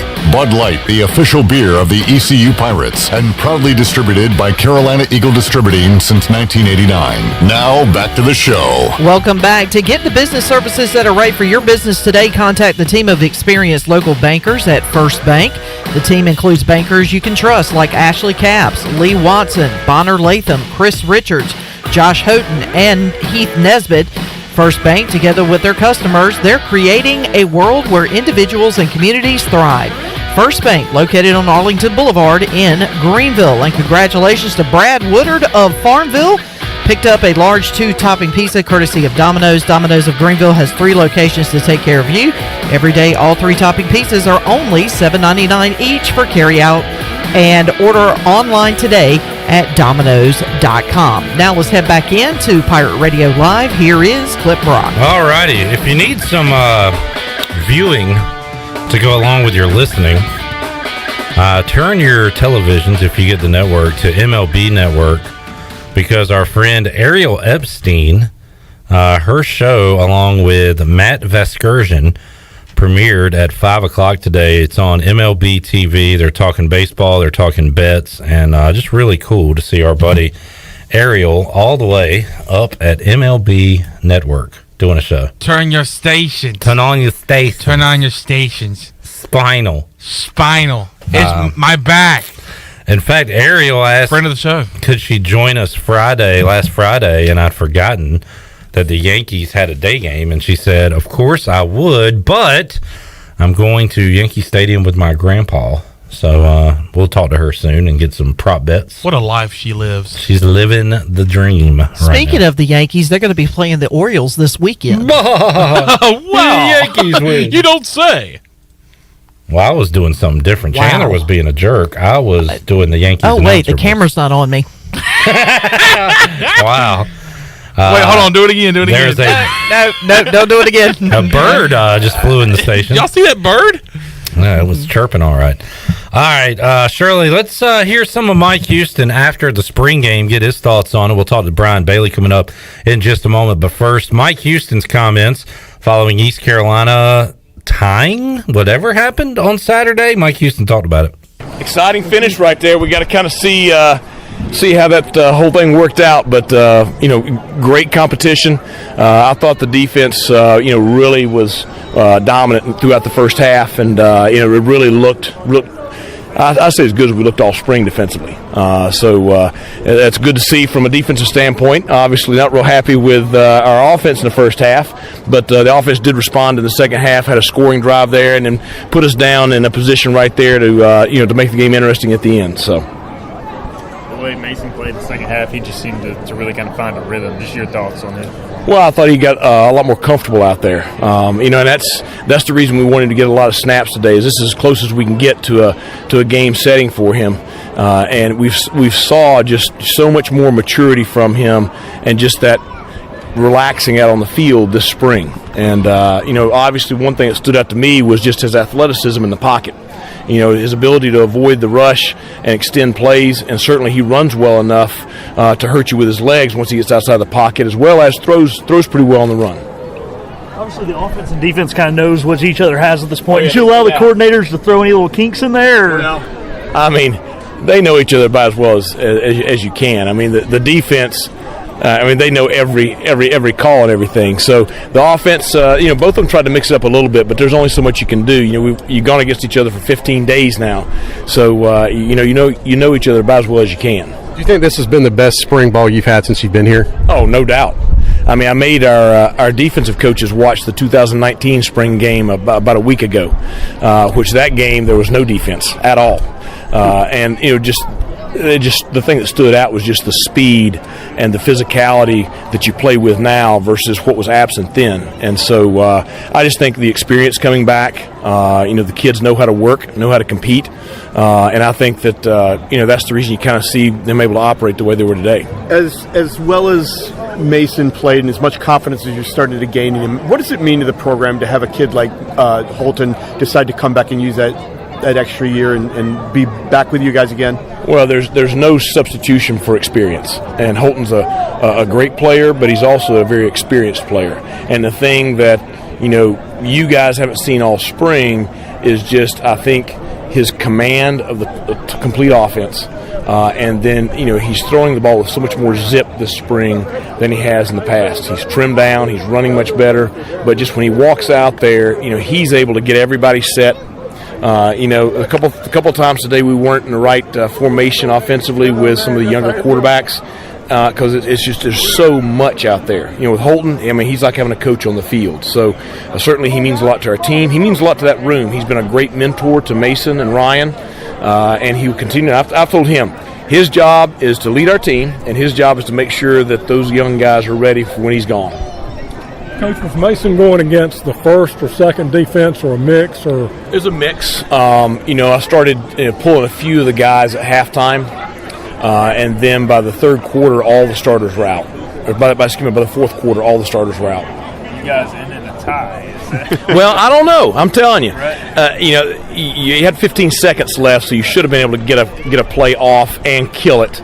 That's a lot right there to not get it. But if that last play was a tackle for a loss, then the defense wins the game with a tackle for a loss because they get 1 point.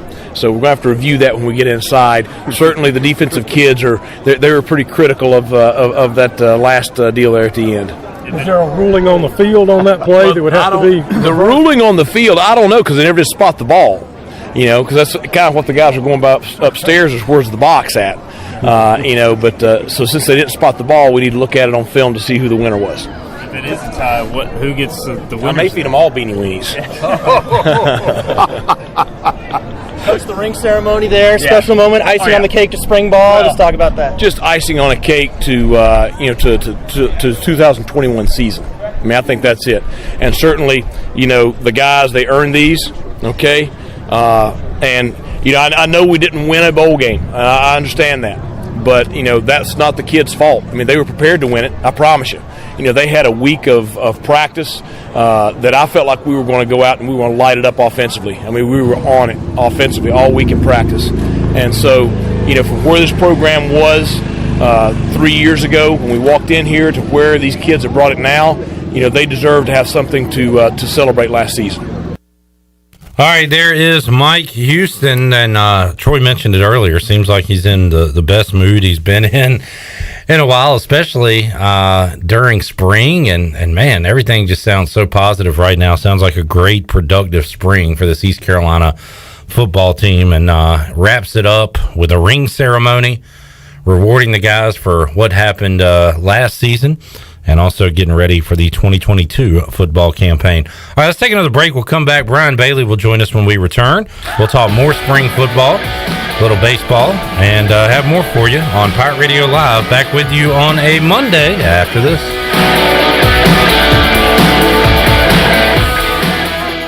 In studio with Jeff Stein from Brown & Wood. What's new, Jeff? For 2 years in a row, we've been voted #1 in Greenville, so we're super thankful. For 2022, we've decided to make it the year of the customer. We're taking more COVID health safety protocols with some personal test drives where, you don't have the salesperson riding along with the customer. It actually makes them a little bit more comfortable, and they can take a drive and kind of go where they want to go and drive it how they want to drive it. Brown & Wood, your #1 dealership in Greenville and the home of the lifetime powertrain warranty. Hey, Troy D here with my good friend Kelvin Rawls from Pest Tech. Kelvin, I just want to thank you and Chris and all the great folks at Pest Tech for such awesome service. You totally eliminated the mosquitoes in my backyard, plus the fire ant problem I was having in the yard. Hey, you're certainly welcome, Troy. I have heard the same thing from all of our customers through the year of COVID. With everyone being home, they want to enjoy the outside and being mosquito, fire ant, and pest free. Enjoy all your property from the kitchen to the curb. Visit pesttechofgreenville.com today for complete service. I can't think of anyone who doesn't love a clean car, but how often do you actually go to the car wash? Does it take too long, or maybe it's just not a very nice place? Tommy's Express changes everything. Our wash is bright, inviting, clean, and fast. I love the flat conveyor belt. So easy to pull onto, much smoother ride, and safer for my car. And when you join Tommy Club, you can wash as often as you like for one low monthly price. I save money and time. We're Tommy's Express. At the corner of Greenville Boulevard and Red Banks Road, Greenville. Hey Pirate Nation, Lindsey Gray here with Carolina Caliber. In 1960, my granddaddy started his firearm business right here in Eastern NC. Still family owned and operated, we have the area's largest selection for outdoor shooting sports and accessories and are one of the nation's top firearm dealers. At Carolina Caliber, we have everything you need from hunting, home defense, and personal protection, including a wide variety for ladies and youth. We buy, sell, and trade. It's a time-honored tradition. Visit us at Carolina Caliber on Fire Tower Road in Winterville.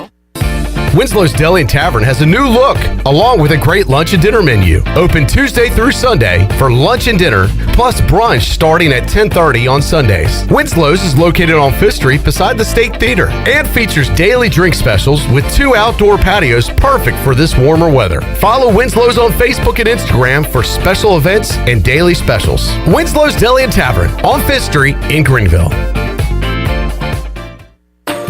Did you know time spent outdoors can help improve your children's health and bring balance to their life? The Outdoor Heritage Advisory Council invites you to join the Patch program. This program is for any child under the age of 16 and includes activities like fishing, hunting, and hiking. These are just one of the many ways you can earn the exclusive patches from the Outdoor Heritage Council. For more information on how to sign up and get your adventure started, visit outdoorheritage.nc.gov.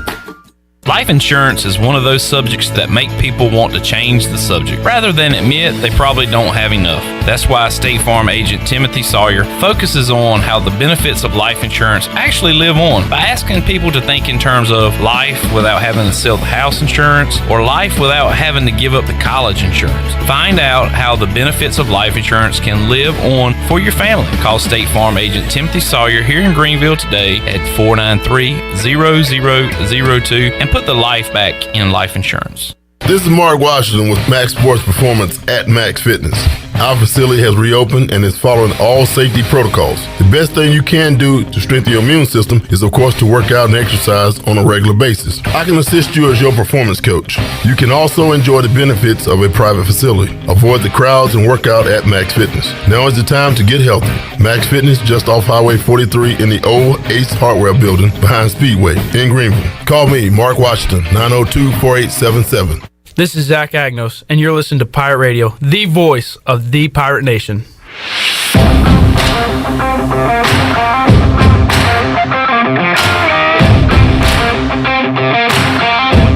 You're listening to Hour 3 of Pirate Radio Live. This hour of PRL is brought to you by Bud Light, reminding pirate fans to stay in the game and drink responsibly. Bud Light, the official beer of the ECU Pirates, and proudly distributed by Carolina Eagle Distributing since 1989. Now, back to the show. Welcome back. Carolina Caliber has the area's largest selection for outdoor shooting sports and accessories and is one of the top firearm dealers anywhere. At Carolina Caliber, they have everything you need for hunting, home defense, and personal protection, including a wide variety for ladies and youth. They will buy, sell, and trade. Carolina Caliber, locally owned and operated since 1960 on Fire Tower Road in Winterville. Now let's head back in to PRL. Here's Clip. All right, some news coming out this afternoon that the AAC Player of the Year in basketball will have a new home next season. Kendrick Davis from SMU has entered the transfer portal. Portal Combat! It is Portal Combat out there as Davis from SMU on the move. They'll have a new coach. They'll have some new players, just like East Carolina and a lot of teams around the country. Let's head out to the Pirate Radio Live line. Joining us, Double B, Brian Bailey. Brian Bailey Show on the way right after we wrap up here at 6 o'clock. BB, how you doing today, sir? Not too bad, not too bad. We got a Bud Selig All-Star Game situation going on with the spring game, Bailey. And Blake Harrell, when you talked to him earlier today, did not have the final call on who won the game or if it was a tie. Holton Ahlers, we talked to him at 3 o'clock. He didn't know. And they both said they wouldn't find out. I guess they got a meeting and a dinner coming up that's happening right now, right, Bailey, to find out who won, who tied, whatever happened on Saturday. Yeah, it was my understanding they had a dinner planned for 6 o'clock, and I would almost bet that it's going to go down as the tie and that everybody will get steak and shrimp. But I've been wrong before, as we very well know. But I think that's what they'll end up doing. It was it was one of those, spring games historically aren't that exciting. The defense is ahead of the offense. That's what we saw on Saturday. the way the scoring was, it kind of was, the offense took advantage of some situations and came back, and it was close at the end. And that last play, I don't know how you run it to the line of scrimmage, and you should have time to get up and, spike it and have a second or two left, but somehow clock ran out on them. But, it's spring football. It didn't matter. It matters on September 3rd. Well, we talk about this during spring and during fall camp. Who's ahead? Offense, defense. You don't want one side to be too much ahead of the other. Is this the perfect scenario for a coach, Bailey, to have a tie that tells you got a pretty good all-around football team? Yeah, it probably is. I mean, I think Coach Houston looks around and sees all the experience he's got coming back, on both sides of the football, and likes what he's got with this squad. And, you factor in the 4 home games to start the year, and, and one of their themes, as Blake Carroll said, one of their themes is hey, we got to get off to a good start. There's nothing like getting off to a good start and winning that first one. That's going to be huge coming up against NC State to open up the 2022 football season. Brian Bailey joining us. Our Bud Light ECU report brought to you by Bud Light. East Carolina coming off a series win over Wichita State. Could not get the sweep. We're lucky to get a hit yesterday, Bailey, on Cameron Bye, who had no hits allowed through 5 innings. Zach Agnos finally broke the seal with a double. The Pirates get the series win. Couldn't get much going on Sunday, though. Yeah, they're a game out of first place right now, 4-2. 2 teams at 5-1. So a lot of baseball still to be played. And I think when you look at what this team is going through and what they've done, done on the mound with starting pitching, and they're still trying to find themselves. But they got the game with Elon. They go back on the road in conference play this weekend. So they got a lot of road games coming up. Brian, and speaking of being on the road, it seems like Mike Schwartz has been on the road quite a bit since he's taken over the ECU basketball job. We saw a lot of guys leave East Carolina through the transfer portal, and now we're starting to hear some names coming in through that transfer portal. One of those, a Tennessee player who left the Volunteers to join Mike Schwartz at ECU, and also a JUCO guard as well. So we're finally starting to see some guys coming in to replace the guys that are going out. Yeah, and the one from Tennessee, there's a lot of good things, have been said about him. He's from France, and then, a lot of people are really high on him. So I think that's a good pickup for East Carolina and for Coach Schwartz. And, he's got to get his own guys in here for the most part, and we'll see if anybody else leaves, the Pirate program, from that squad. But hopefully he can get the guys that he wants, that he likes, and, and we'll see how it rolls, because I'm anxious to see how everything plays out with the new coach. And Bailey, it sounds like that last assistant spot could go to someone who is very in tune with what's going on internationally, and that could be a huge resource for East Carolina if they're able to find some hidden gems that not a lot of other teams are on, or you go ahead and get an in with them early and bring them over here as a basketball player. That could be huge for East Carolina. We've had some success with those guys in the past here at ECU. Yeah, I was thinking the same thing as you were saying that. I was thinking we've had some, what little basketball success East Carolina has had. Some of that has come through some of the foreign players, and Gabriel Mikulas comes right off the bat. But we've had some good players.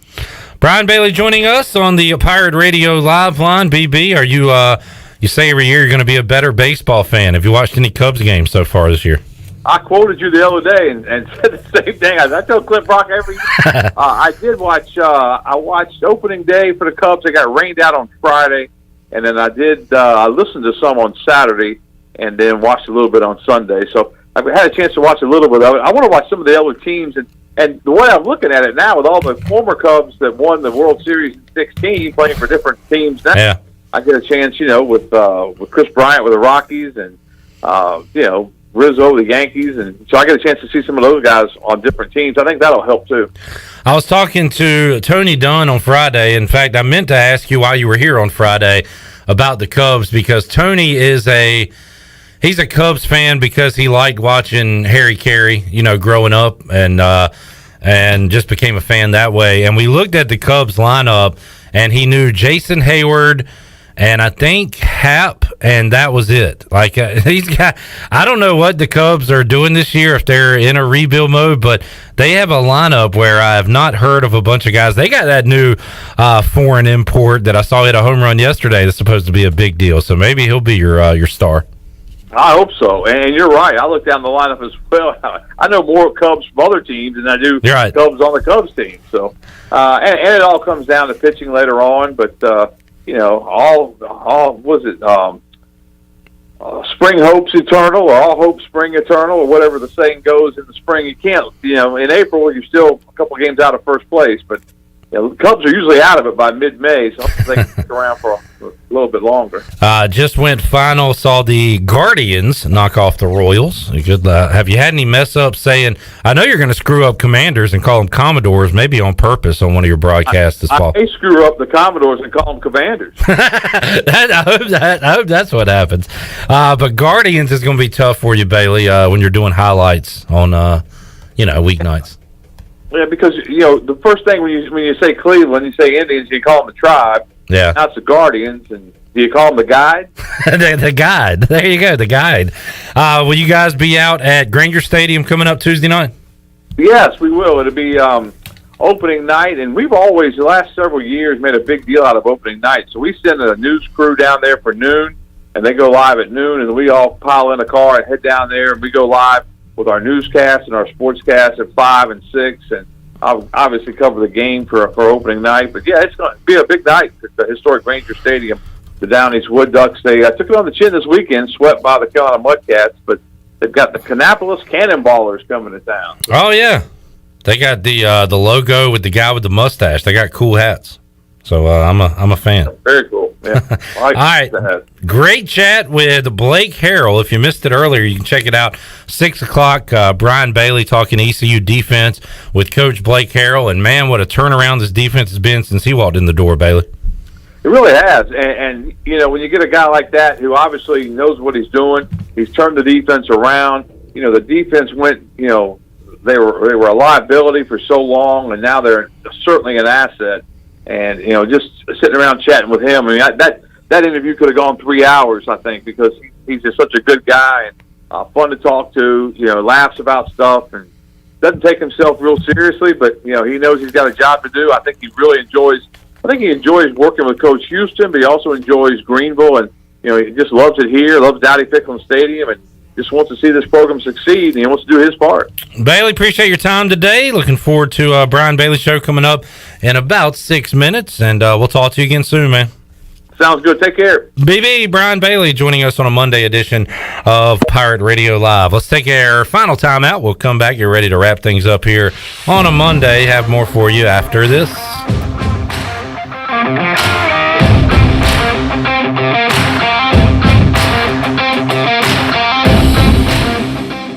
You've worked hard to make your business successful, and that's why it's really important to always have a bank in your corner when you need them. This is former ECU baseball player Ashley Capps from First Bank, and our experienced team of local bankers includes Lee Watson, Bonner Latham, Chris Richards, Josh Hooten, and Heath Nisbet. To get the business services that are right for your business today, come and see someone on our team at First Bank on Arlington Boulevard here in Greenville. First Bank, together with our customers, we're creating a world where individuals and communities thrive. Member FDIC, Equal Housing Lender. Texting while driving is dangerous. That's not new information. Yet most people admit to doing it anyway. Drivers are 23 times more likely to be involved in a car accident while texting. Know the facts and wait to text. The danger is real and it applies to you. Auto Owners Insurance. The no problem people. Information provided by Virginia Tech Transportation Institute. This is Norm Bryant with Town Insurance in Greenville. Call me today at 756-8300. Go Pirates. Experience next-level adventure with Kawasaki Terex KRX 1000 sports side-by-sides featuring a combination of trail-taming power, sporty performance, and rugged capability. Whichever Terex KRX 1000 model you choose, you'll experience the ability to take on the toughest trails with unmatched comfort and confidence. Kawasaki Terex KRX 1000, your world, your adventure. See them today at Ron Ayers Motorsports, Highway 11, north of the airport in Greenville. For the latest from the world of golf, tune in every Saturday morning from 8 to 10 for the Golf Shop Radio Show. Hosts Mark Greenhelms and Matt Blanchard talk golf from tee to green and everything in between. If you like golf, you're gonna love Golf Shop Radio. Before you tee up, drop on in. Welcome to the Golf Shop. University PC Care has been busier than ever repairing personal PC and Mac computers and iPhones during this pandemic, and we thank you for your support. Now, with everyone streaming and doing work from school and home, you may have discovered that your home Wi-Fi just isn't cutting it. It may be time to upgrade your home network, and University PC Care can help. To make a network assessment appointment and discover upgrade options that fit your home, go to talktowilliam.com or learn more at universitypccare.com. Hi, this is Jeff Charles, and welcome inside the booth. My fearless baseball predictions are next. I'm Clip Brock. I'm Chandler Honeycutt. I'm Shirley Rhodes. Join us every weekday from 3 to 6 for Pirate Radio Live. We'll keep you up to date on everything going on with ECU athletics and make you a winner each and every day when we open up the Pirate Radio Booty Bag. You can hear the show streaming online, on radio, and on social. Catch us weekdays on Pirate Radio Live from 3 to 6, right here on Pirate Radio, the voice of the Pirate Nation. It's just good to be talking baseball in April. Not that many days ago, we didn't know if there was even going to be a season. So here goes with my predictions. In the National League East, my pick is Philadelphia. Sorry, Braves fans, but you'll make the playoffs. In the weak National League Central, my pick is St. Louis. And in the West, I'm sticking with the Dodgers.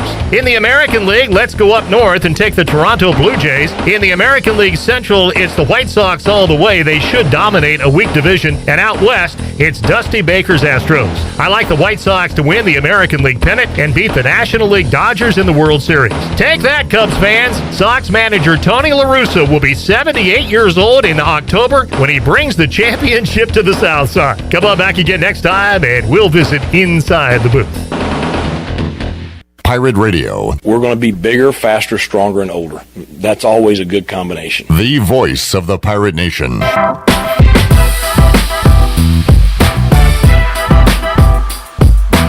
You're listening to Hour 3 of Pirate Radio Live. This hour of PRL is brought to you by Bud Light, reminding Pirate fans to stay in the game and drink responsibly. Bud Light, the official beer of the ECU Pirates, and proudly distributed by Carolina Eagle Distributing since 1989. Now, back to the show. Welcome back. It was a down day on the stock market today. The Dow was down 413 points at 34,308. The NASDAQ was down 299 points at 13,411, and the S&P slipped 75 points, closed out the day at 4,412. That's your Wells Fargo Advisors financial report. For a personal look into investing, call Wells Fargo Advisors today at 756-6900 in Greenville. Wells Fargo Advisors, LLC, member SIPC. Now let's head back to the show. Here's Clip. Alrighty, one last look at the Buccaneer Music Hall scoreboard presented by Dubuck. O's with a 2-0 lead over the Brewers.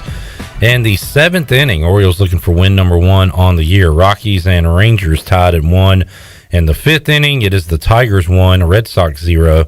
In the 4th inning, and already today, Cleveland has knocked off Kansas City 10-7.